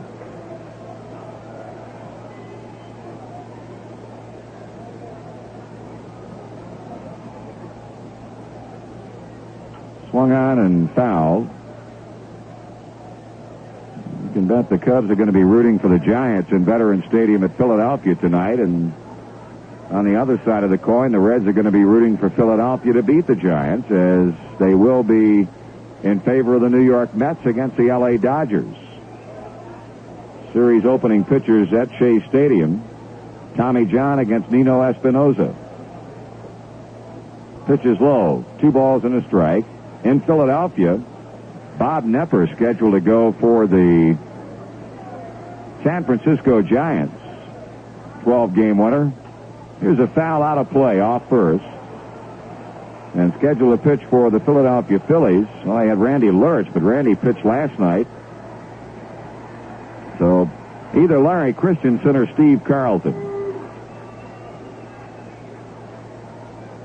2 away in the 6th inning. Bases empty. Hume against Trio. 2-2. The Reds up by 2 runs. And he takes ball 3. Cubs have not been retired in order today. They had only 3 batters come to the plate in the 5th inning. There's strike 3 called. Tommy Hume, an impressive 6th inning with back-to-back called 3rd strikes against Johnson and Trio. Cubs are out in order. At the end of 6, the Reds lead them 5-3. Keeps on working, even after the candy's gone. Yes, it keeps on working, 30 minutes long. Needing someone in 30 minutes? Take a Certs. Even after the candy's gone, Certs with Retsin is still freshening your breath. 10, 20, even after 30 minutes. Yes, Certs keeps on working, 30 minutes long. Certs keeps on working, even after the candy's gone. Yes, Certs keeps on working, 30 minutes long. Just finish your last Certs? Don't panic. Even after the candy's gone, Certs with Retsin is still freshening your breath. 10, 20, even after 30 minutes. Yes, Certs keeps on working, 30 minutes long.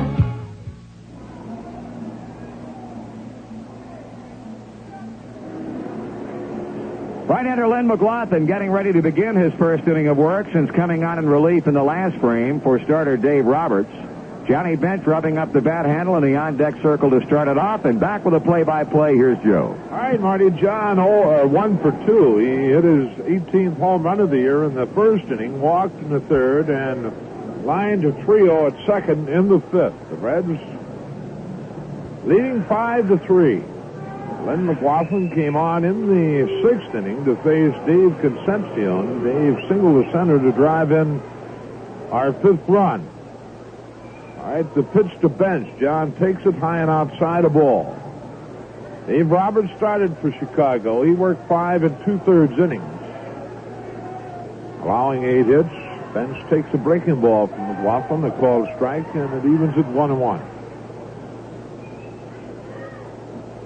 Outfield around to the left for Johnny. McLaughlin delivers. Bench swings and misses a fastball in. 1-2. Reds hoping to square the series at 1 game apiece this afternoon, leading 5-3 as they bat here in the 7th inning. McLaughlin delivers. Breaking ball just misses low and outside. Count even 2-2. Bench, Henderson, Griffey in the 7th for the Reds.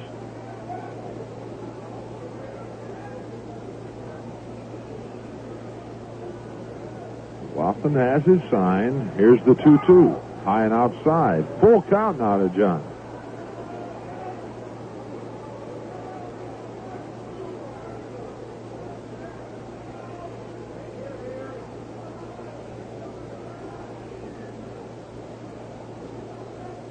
A wind and the pitch. Swung on and a line drive. One bounce through to DeJesus. Long throw got it. John hitting the low liner that DeJesus takes on the big bounce and throws him out easily. That'll bring Ken Henderson to the plate. Ken walked in the 1st inning and then struck out in the 3rd and again in the 5th against Dave Roberts. Roberts struck out 6. Henderson swings on McLaughlin's first pitch. Ken hitting, of course, left-handed against the right-hander.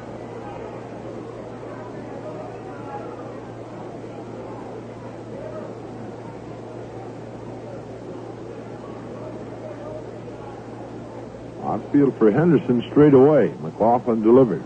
Swung on and missed. Fastball, and quickly McLaughlin in front, 0-2.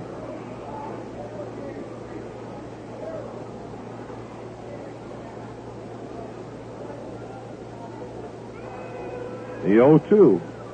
Down low. Breaking ball. A ball, 2 strikes to count.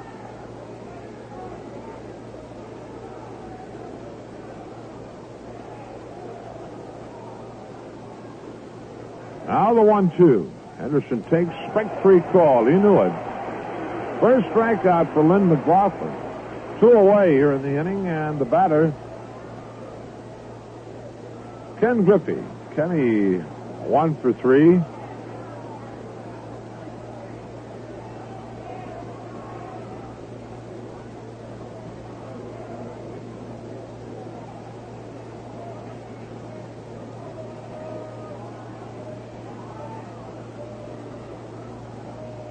Bunt, third base side, charging Johnson. Up, throwing, and not near in time, and Griffey has his second base hit of the game. Kenny pushing one, third base side, but Dave Johnson's throw not near in time. Hit number 10 for the Reds, the second off McLaughlin, and the batter will be Vic Corral.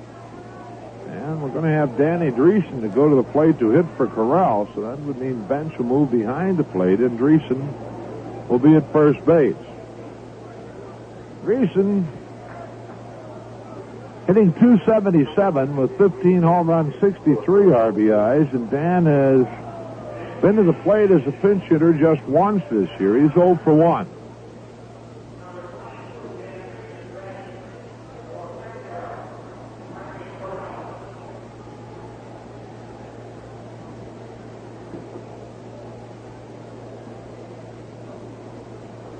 Waiting on Dreesen to loosen up. Cesar Geronimo throwing down in the Reds bullpen. He will replace Henderson in center field. We'll have several changes in the Reds defense. The end of the bottom half of the inning. All right, Danny Dreesen steps in against Lynn McLaughlin. Reds leading 5-3. Griffey leads at first. The stretch by McLaughlin. The pitch. Dreesen takes high and outside. Ball 1.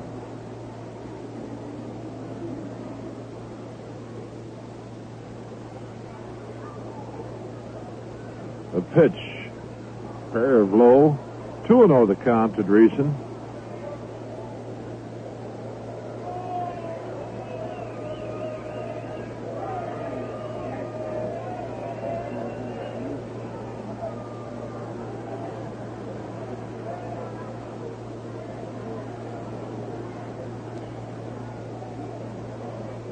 McLaughlin checking in with Blackwell. Has the sign. Delivers outside, 3-0.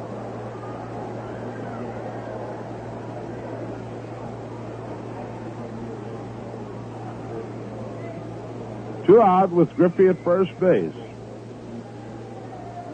Willie Hernandez throwing in the Cub bullpen. There's ball 4, so a couple of walks, or a walk, and of course Griffey's base hit, and we have 2 on with 2 out, and Tommy Hume will go to the plate to hit for himself.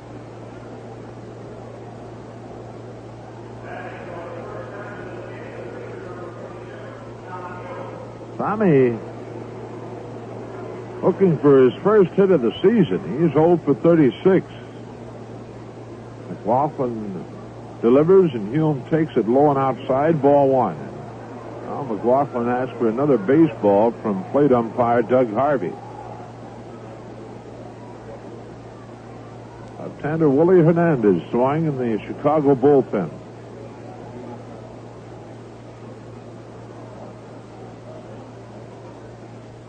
McLaughlin delivers. Hume takes a strike. And he is 1-1. The Reds scoring 3 times in the first inning and picking up 2 in the 6th to lead it 5-3. Cubs getting their runs, 2 in the second, 1 in the 4th. Hume swings and fouls straight back. Count, a ball, 2 strikes.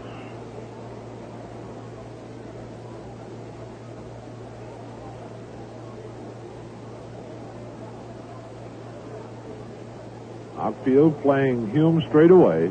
Kingman very deep in left. Griffey at second, Dreesen at first. The pitch, high and inside, breaking ball. Count evens 2-2. There's no other activity in the National or American League this afternoon. All games tonight.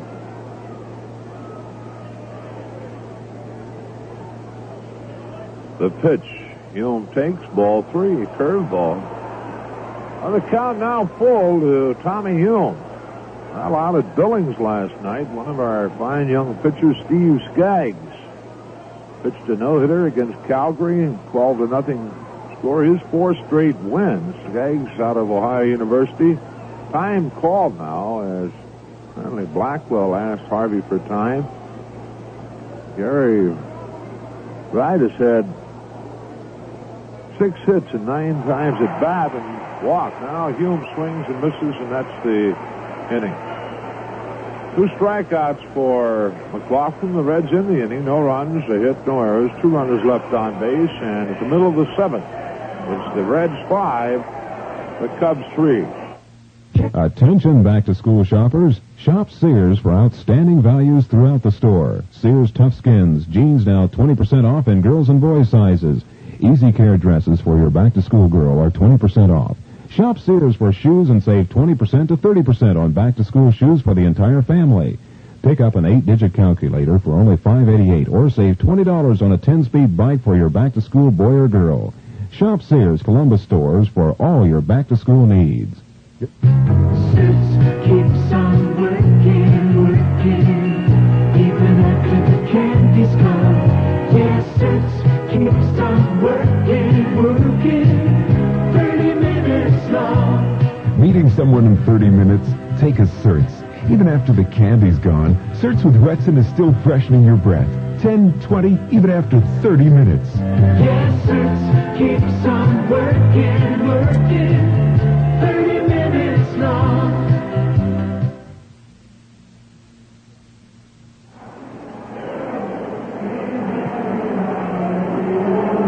For Chicago in the 7th inning, it'll be Tim Blackwell to lead it off, and Greg Gross on deck to hit for pitcher Lynn McLaughlin.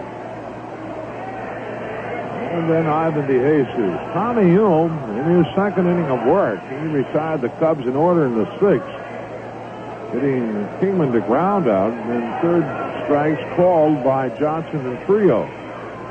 Blackwell 0 for 1 and a sacrifice bunt. Changes in the Reds lineup. Johnny Bench is moved behind the plate. Now Dave Rader is going to the plate to hit for Tim Blackwell. Well, Rader hitting for Blackwell, leading it off here in the 7th. Dreesen at first base and Geronimo now in center field.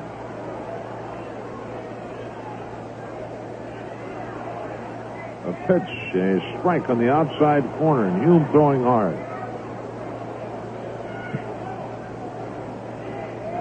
Tommy winds and delivers, and that's a curveball. Grounded to Concepcion at short. Davey charging, running toe to Dreesen, 1 away.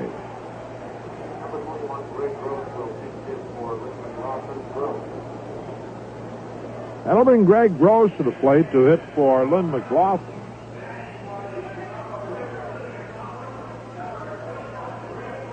Gross hitting .257 with a home run, 33 RBIs.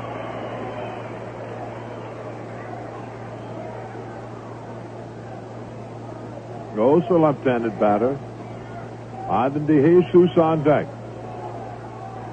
Hume winds his pitch. Gross takes it low, a ball.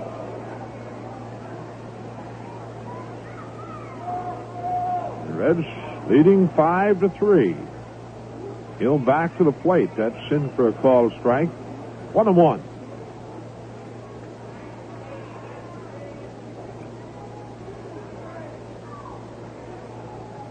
A 1-1 delivery, swung on and hit off the fifth foul. That one will drop into the seats beyond the Chicago dugout. Count 1-2 now to Greg Gross.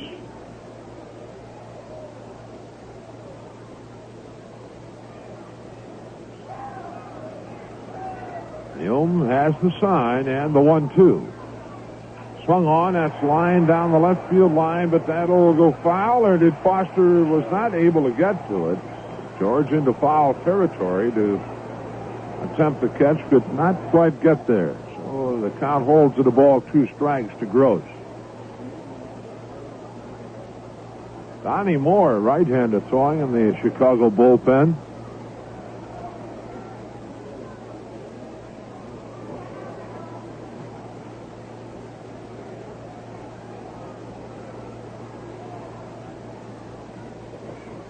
Hume checking with bench, and again the 1-2 pitch.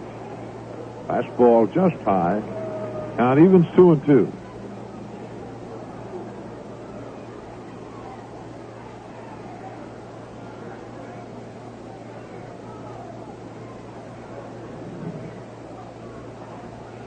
Hume winds and delivers. Gross swings and misses. Third strikeout for Tommy Hume.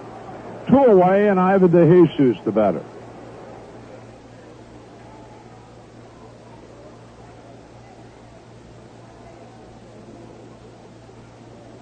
Two away, DeJesus steps in. He is 0 for 2 in a walk.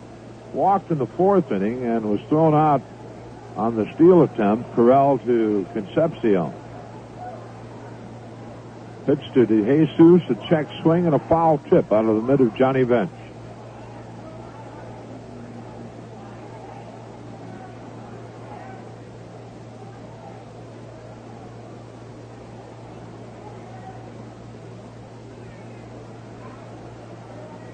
Hume making his 9th appearance in a relief role this year. The 0-1 swung on. That's popped up. Shallow left. Concepcion going out, shading his eyes from the sun, backpedaling, and has it, and that's the inning. Well, Tommy Hume has now retired 6 straight. Cubs nothing across, and after 7, Cincinnati 5, Chicago 3. The time is right, that feeling's coming through. Real beer lovers know only one beer will do. Stroh's for the real beer lovers. Stroh's tastes like no other. Stroh's for the real beer lover. Everybody knows it's the beer lover's beer. It's family brew. For over 200 years, real beer lovers say they go out of their way for a Stroh's. Stroh's for the real beer lovers. Stroh's tastes like no other. Stroh's for the real beer lover. From one beer lover to another Stroh's. Stroh's. The Stroh Brewery Company, Detroit, Michigan.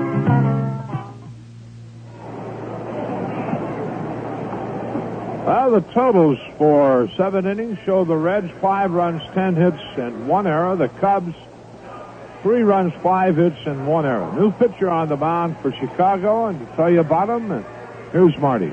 Okay, Joe, the new pitcher, a right-hander, Donnie Moore, working now after Lynn McLaughlin does his thing. McLaughlin goes an inning and 1/3. He allows the Reds no runs on 1 base hit. Or make it 2 base hits, no runs. He struck out 2 and walked 1 batter. Donnie Moore on the year shows a record of 8 wins and 5 losses in 55 appearances in relief and a .369 earned run average. And there's a new catcher behind the plate for Chicago. That's Dave Rader, who pinch hit for Blackwell. Pete Rose with 2 base hits today, a single in the 2nd, an infield hit in the 4th inning, was walked intentionally in the 6th. Donnie Moore delivers, and Rose swings and shoots a hard one-hopper to the shortstop. On to first baseman Buckner, and quickly out number 1.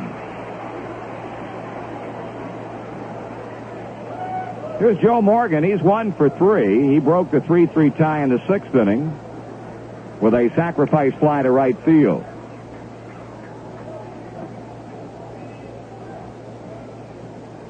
Kenny Holtzman throwing now in the Chicago bullpen, along with Ray Barris, a right-hander.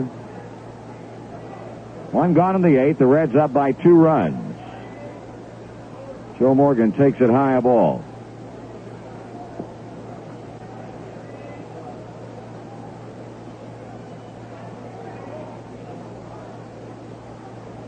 That's inside. 2 balls and no strikes.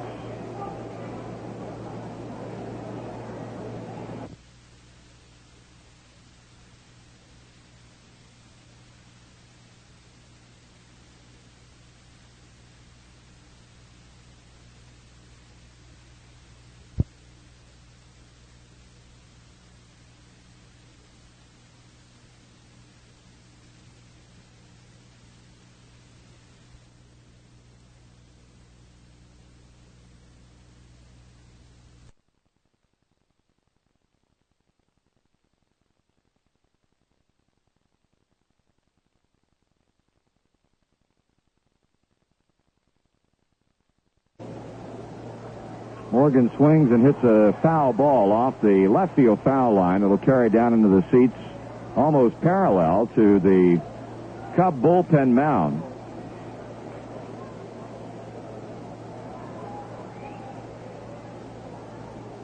Morgan waiting as Moore sends it in. Joe swings. Fly ball hit into right center field. Coming in is Mercer along with Jerry White, and White makes the grab. The right-hander Moore retires the first 2 batters. He'll go to work on Dave Concepcion. Davey 2 for 4. A run scored. He drove in a run in the 6th inning. He was the first batter that McLaughlin faced, and David bounced one up the middle, and it eluded both the shortstop and the second baseman, and got Vic Carell home with an insurance run. Davey bluffs a bunt, takes a strike.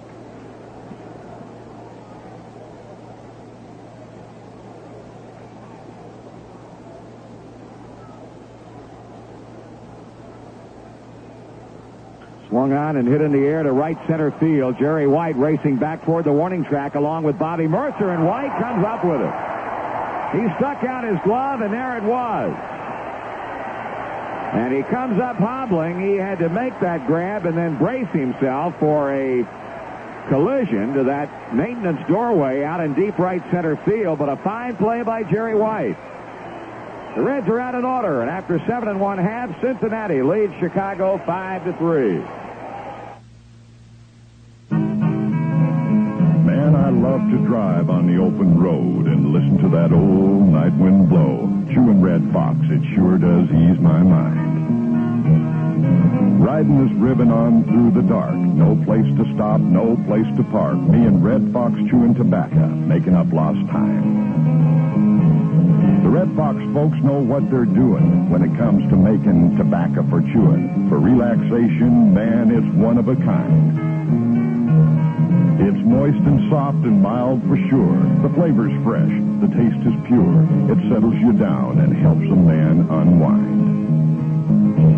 Why don't you try Red Fox? Look for it in the white pouch with the picture of Old Red taking it easy. Red Fox chewing tobacco. Now it's better than ever.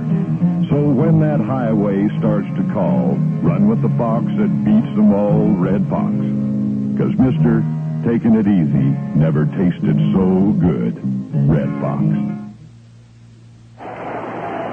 Well, the standing room only crowd at Wrigley Field wants a Chicago Cubs comeback as they start into their staccato clapping before Chicago bats here in the 8th inning. Tommy Hume, who has thrown 2 perfect relief innings, will be facing Jerry White, Bill Buckner, and Bobby Mercer. And right now, right-hander Doug Bear starts to heat up in the Cincinnati bullpen. Jerry White making a fine running catch to rob Concepcion of extra bases. Will be leading it off. He has struck out, walked, and had a single. Now we're waiting for a hitter to come out of the Cubs dugout.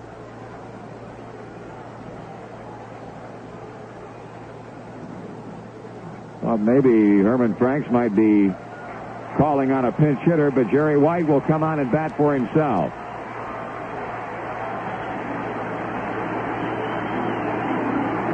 This could be a big inning and go a long way towards deciding if the Reds are going to hang on to the lead and knock off the Cubs today, when you consider that Buckner and Mercer will follow White, and then you get into the likes of a Dave Kingman. Tommy Hume has been magnificent. He retired the side in order in the 5th, the 6th inning with strikeouts of Johnson and Trio, then retired Raider, Gross, and De Jesus in the 7th. He deals to Jerry White, and the pitch is taken for a strike. Dave Roberts started for the Cubs. Lynn McLaughlin and Donnie Moore followed. Freddie Norman, Pedro Bourbon, and Tommy Hume for Cincinnati. Strike 2 call. Hume throwing bullseyes to the switch-hitting White.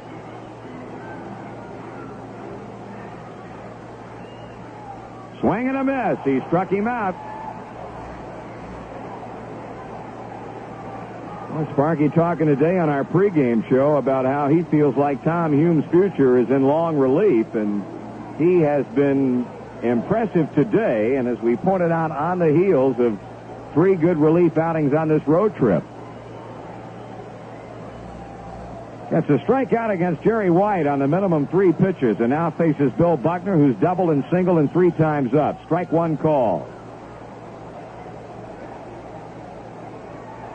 Attendance here today, the attendance figures the state attendance 33,416, 33416, total in the house 33,900, 33. Here's a smash fielded in the hole at shortstop. Concepcion, long throw, got him.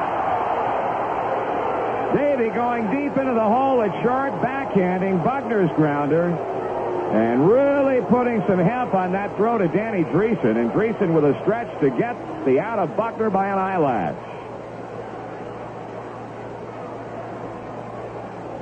So 2 up and 2 down, and that brings up Bobby Mercer. Bobby is flied out, walked and grounded to first. The attendance today, 33,900. A bit under the crowd we had here yesterday, but still a good one. 33,900.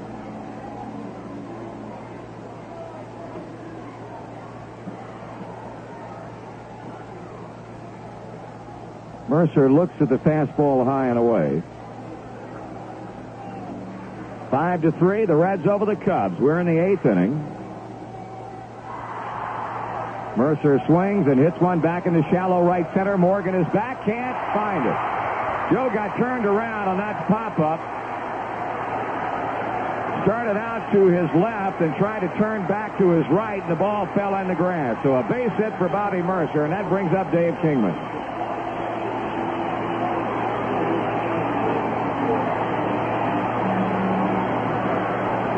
The big guy with a home run to left field in the 2nd. He has struck out and bounced out to 3rd base. We'll pause now for station identification on the Cincinnati Reds Baseball Network. Zebrites are turned on by Cincinnati Reds Baseball. Okay, Tommy Hume ready to go to work against Dave Kingman. Kingman represents a tying run, and now as Hume comes set, 3rd base umpire Jerry Crawford throws his hands up in the air to signal timeout. For what, I have no idea. Reds again have the overshift on Kingman. They say earlier this season, when the defensive alignment was like this, he was content to go to right field, but as Hume misses inside with a fastball, considering the situation today, I don't think Dave Kingman is up there looking for just a routine base hit. He's looking to play long ball and tie this baby up. 1 ball, no strikes. Leading at first, Bobby Mercer, 2 down. Kingman checking his swing, and we got a ruling at first base from umpire Andy Olson. No. Ball 2.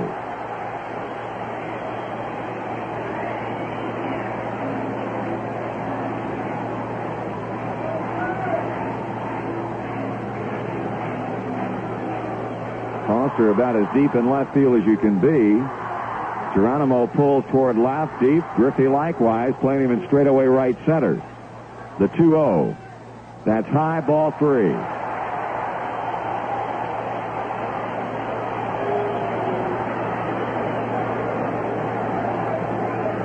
can bet that Kingman will be wailing away if this pitch is at all hittable.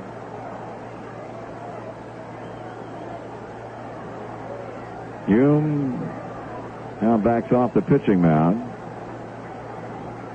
Tom Seaver had a good theory on Dave Kingman after yesterday's ball game. Kingman walking back to the on-deck circle saying that, everybody says that Kingman, one big weakness is chasing bad pitches. But as Seaver pointed out, they also overlooked the fact that on many of those bad pitches that Dave goes after, they end up in the seats or out of the ballpark. That he can hit home runs swinging at bad pitches just as well as he can do it hitting them pitches thrown in the strike zone. Here's a 3-0 pitch, and he swings away and pops it up. Dave Concepcion out on the outfield grass, waiting for it. Inning is over as he makes the catch. No runs for the Cubs in the 8th on a base hit with a man left on. Thus, we go to the 9th inning. The Reds' 2-run lead still intact at Cincinnati 5 and Chicago 3.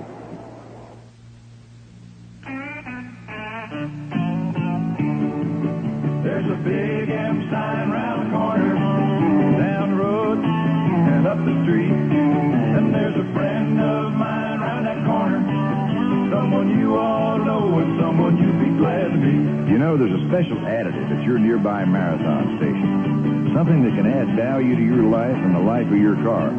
Something you can get only.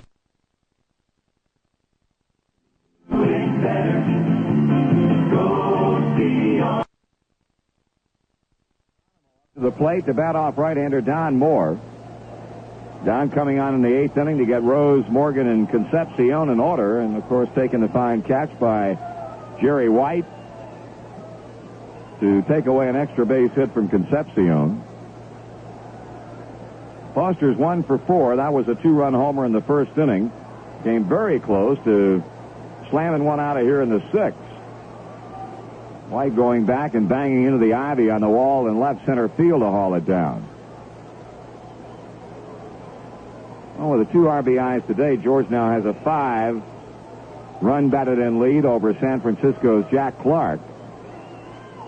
And Reggie Smith of the Dodgers coming on like gangbusters. Here's a pitch to Foster, and he takes it just off the plate. Foster with 87, Clark with 89 for George, 84 for Clark. Smith in third place with 82. Garvey has 80. Here's a high pop along the right field line. Billy Buckner with his back to the plate, coming in Mercer, and it falls among 3 players. Foster goes to second, standing with a double, as he hit it way up in the air and right on the line. Trio, Buckner went out. Mercer came in. It dropped among them for a double. Well, Foster begins the 9th with his 23rd 2-base hit of the season. Here's Johnny Bench.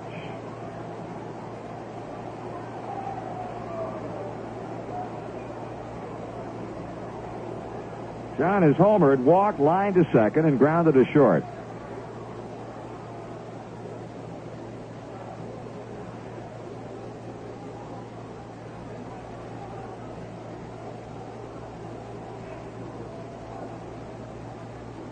Bench fouls it back.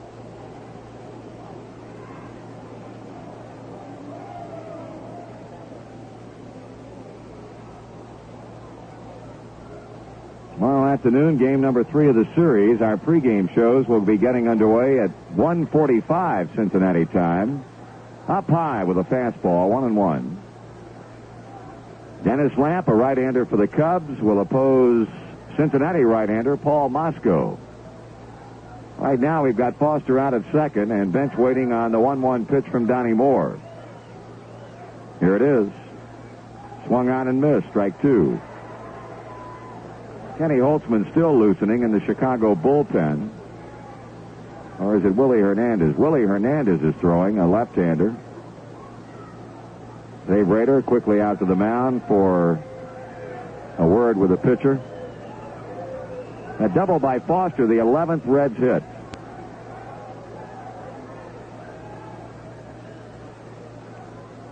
Now the stretch, and now the pitch.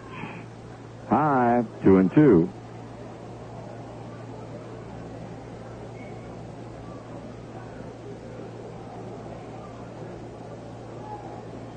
Bench getting himself a handful of dirt before standing back in there.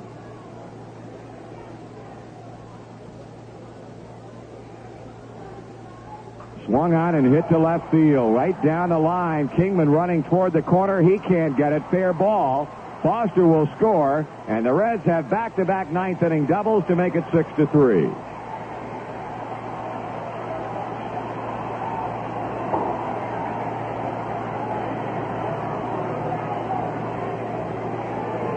So Bench and Foster have been the big guns today in this Cincinnati lead, and Herman Franks is back to the mound. He will be bringing on the left-hander to face Cesar Geronimo, and then Ken Griffey, and then Danny Dreesen. So Donnie Moore giving up doubles to George Foster and Johnny Bench. The Reds now lead at 6-3, and well, it looked like Herman had made a motion down to the bullpen, but then he just stood out there and stared that way, and finally Jerry Crawford went over to Willie Hernandez and said, "Hey, your presence is requested." So Donnie Moore is gone after an inning plus. He gives up 2 hits and a run, and Willie Hernandez makes his way in from the bullpen for the 38th time. 6-2 his record with an earned run average of exactly 4. 12 hits now for the Reds.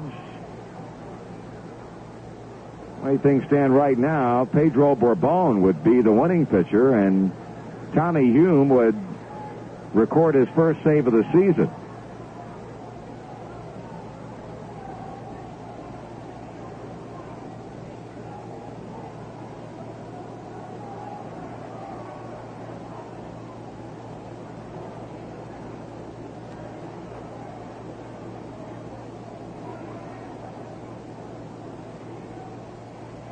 Stay tuned after our ball game today for the Star of the Game show. Joe Nuxhall will be down in the dugout, and then on Scores and Comments today, you'll be hearing a couple of quotes from one Dodger first baseman Steve Garvey about the difference in the pennant race here in 1978 as opposed to last year when the Dodgers cakewalked to the Western Division Championship, and also a statement from Tommy John, who will be on the mound when the Dodgers open up at Shea Stadium against the New York Mets tonight, about an L.A. pitching staff that has taken over the earned run average lead in the National League. Of course, the San Francisco Giants held that lofty position for almost the entire season, but lately, in the wake of some super Dodger pitching, L.A. now leads the league in earned run average, and you'll be hearing from both Steve Garvey and Tommy John in our Scores and Comments program. Cesar Geronimo is at the plate for the first time. He's batting .230, 5 homers and 26 RBIs. Bench is at second base. A run is in with nobody out, and Buckner is shallow at first, as is Johnson at third. Geronimo squares and takes it below the knees. A ball.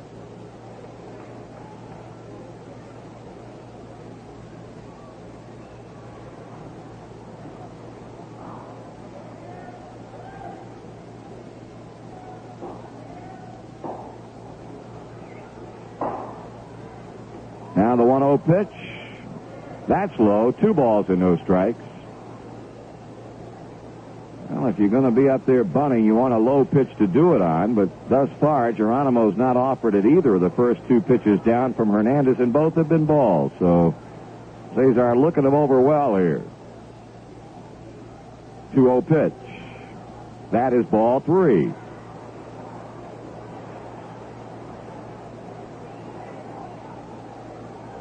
Cubs have gotten good work out of their bullpen this season. Bruce Sutter, of course, is the main man, but his presence seems to overshadow people like Donnie Moore and Willie Hernandez, who have made a big contribution. Strike 1 call. Hernandez able to get that one up.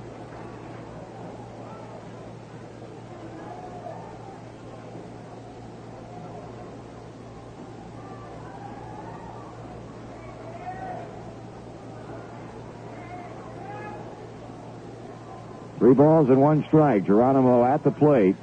Bench a good lead out at second base. Left-hander with a backward glance towards second. He throws, and Geronimo takes the strike. Cesar upset with a call, and the count goes full. Ken Griffey on deck. So Willie Hernandez has run the string out on Geronimo.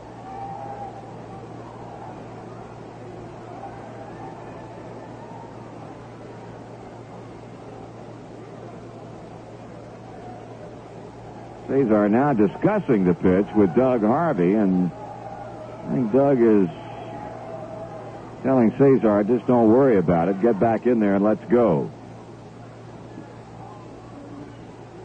That's ball 4, and now we've got runners at first and second. So Hernandez was able to come back and get 2 called strikes in, but on the big one, he missed with it. And Ken Griffey is in now. Kenny's had 2 hits. After going hitless his first 2 times up, he singled and scored in the 6th inning and had a bunt single third base side in the 7th.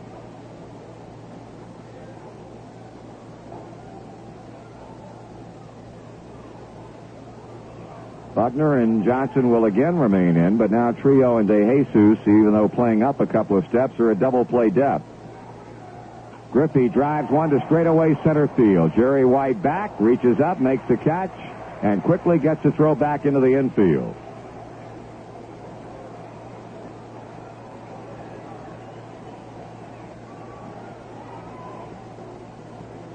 So Griffey not bunting. He is allowed to swing away and lines out to center. Danny Dreesen was a pinch hitter in the 7th inning for Vic Carrell, drew a walk, and Danny stayed in.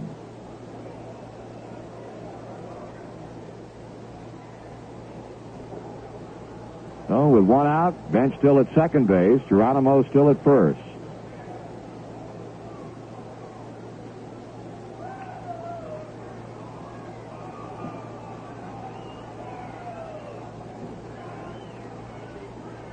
Curveball is down and in for ball 1. With Griffey being allowed to swing away, I would imagine had he been able to put a sacrifice bunt down, they would have promptly walked Dreesen to load him up and then had Tommy Hume coming to the plate. Hit off the end of the bat foul, a 1 ball and 1 strike. Doug Bear will go down and start throwing again.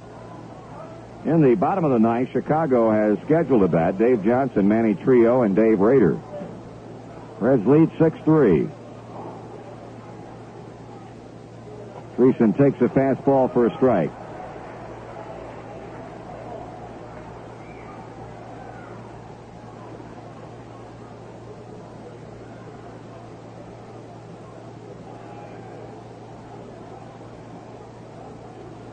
Hernandez to the belt. He delivers, and a breaking pitch is fouled back.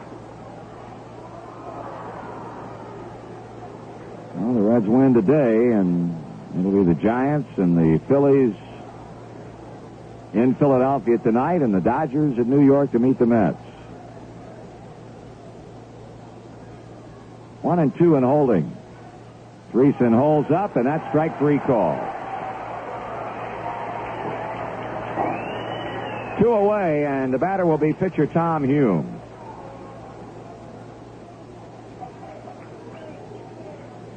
Tommy batted in the 7th inning and struck out.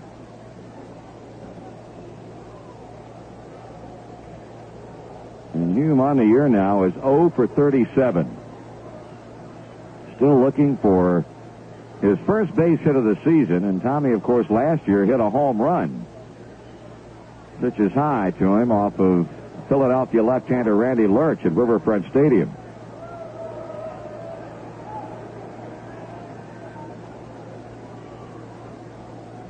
Two men on base with 2 men out.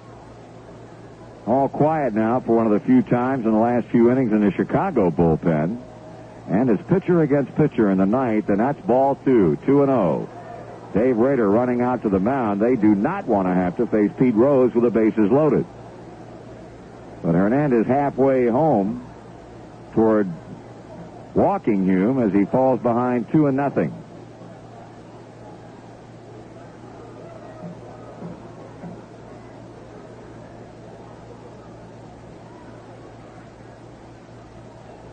Stretching the pitch. That's a strike call on the outside edge of the knees. 2-1.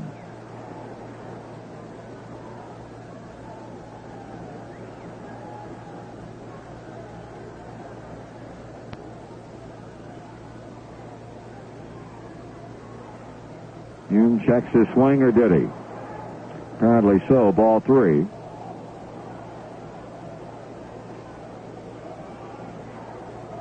Tommy hands on hips. Now steps in and now steps out again as he looks to Alex Grammas. Well, a 3-1 count and 2 out and Rose on deck. I certainly suspect that Tommy Hume will be taking in this situation. And he is, and strike 2 is called. That runs the count full.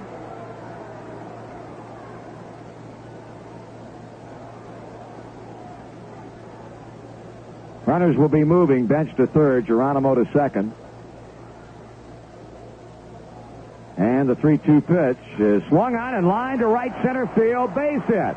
Johnny Bench will score as Geronimo scampers to third, and Tommy Hume has his first base hit of the season. The Reds lead 7-3.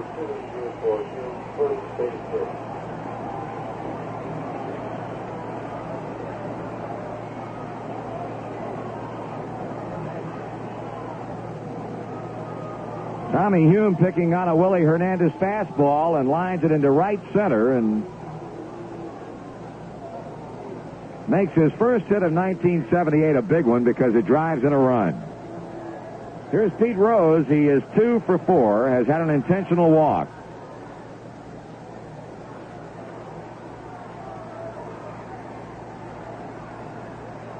Rose takes it low. Ball 1. Foster and Bench started off the inning with back-to-back doubles. Geronimo got a walk. Griffey lined to center, but then Dreesen was called out on strikes, and Hume on a 3-2 pitch singles Bench in from second base, and Geronimo now stands at third. Ball 2, 2-0. The Reds got 3 in the first, 2 more in the 6th inning, and have scored twice here in the 9th.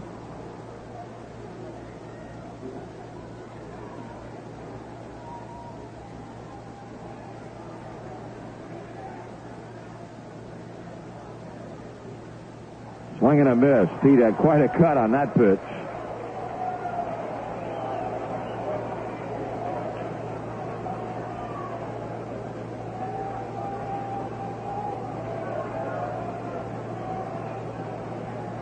Rose batting .312. Up 2 points from his game time batting average of .310. Hernandez into the plate. Rose swings, sends a drive. Back into deep right center field. Going back is Jerry White. Looking up, the ball's off the base of the fence. Tommy Hume will be held at third base as Rose comes into second. Geronimo scores on a double to center by Pete Rose, and that's the 40th 2-base hit of the year for Pete, and now another run is home, and it's an 8-3 ball game.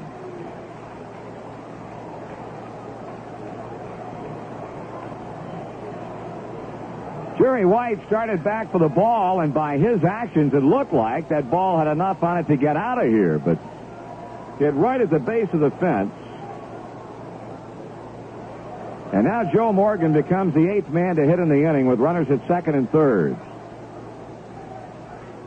He takes a strike.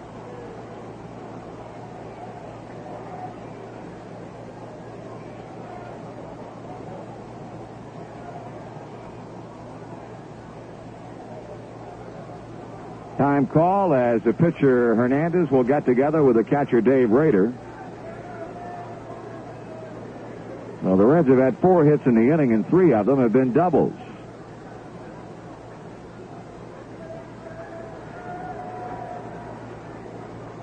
A 5-run Cincinnati lead and a base hit now would send it to 7. The strike 1 pitch to Morgan, swing and a miss. He'll try to go down and pull that low pitch into right field and didn't get it. 0-2.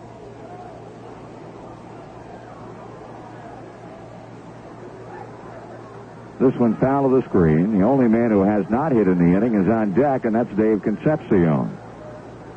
Well, a 14-hit attack today. That's the most hits the Reds have had in any one game on this road trip. It's a good sign. Missing away and high. Prior to today's game, the Reds have been averaging just under 2.5 runs a game on this trip and just under 7.5 base hits. They have put 8 runs on the board and have had 14 base hits off of 4 different Chicago pitchers. Morgan strikes out swinging, and that's all for the Reds in the 9th inning, but 3 runs cross the plate on 4 hits, no errors, and 2 men left on, and through 8.5 innings, the Reds lead the Cubs 8-3. Side, 1 ball, 1 strike. Ball 2, 2-1. Fastball by Johnson, 2-2. Balls, 2 strikes. Bench hangs a sign. Hume delivers, and Johnson started to wave at it and held back on the swing. Full count. 3 call.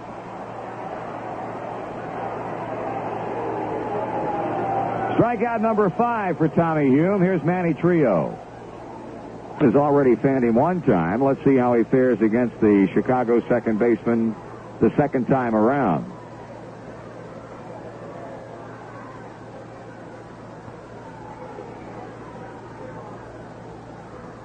Swung on and fouled out of here, and that'll be up in the upper deck. On and hit to center field and hit well, but not well enough. Geronimo drifting back, reaches up and makes the catch. 2 down. Dave Rader will try to keep him alive. He was on in the 7th inning as a pinch hitter and grounded out.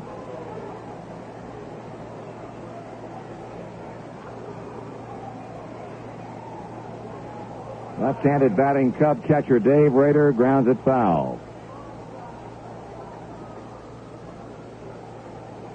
With the loss here today,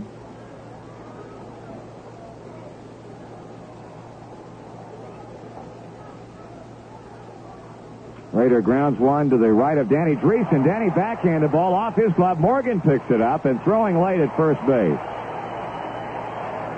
I don't know what that ball hit, but it came straight up.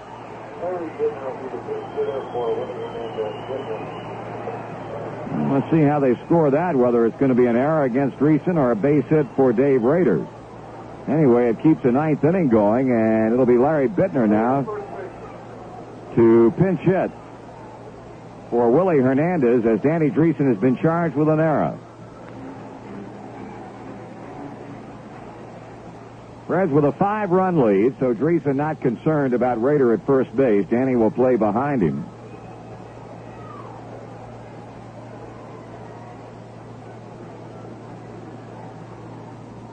Here's a pitch, and Bittner bounces it towards second. Morgan fields it. He throws to first, and this one belongs to the Reds. In the Cub 9th inning, no runs, no hits, an error, 1 man left on. Final score this afternoon, the Reds beat the Cubs 8-3.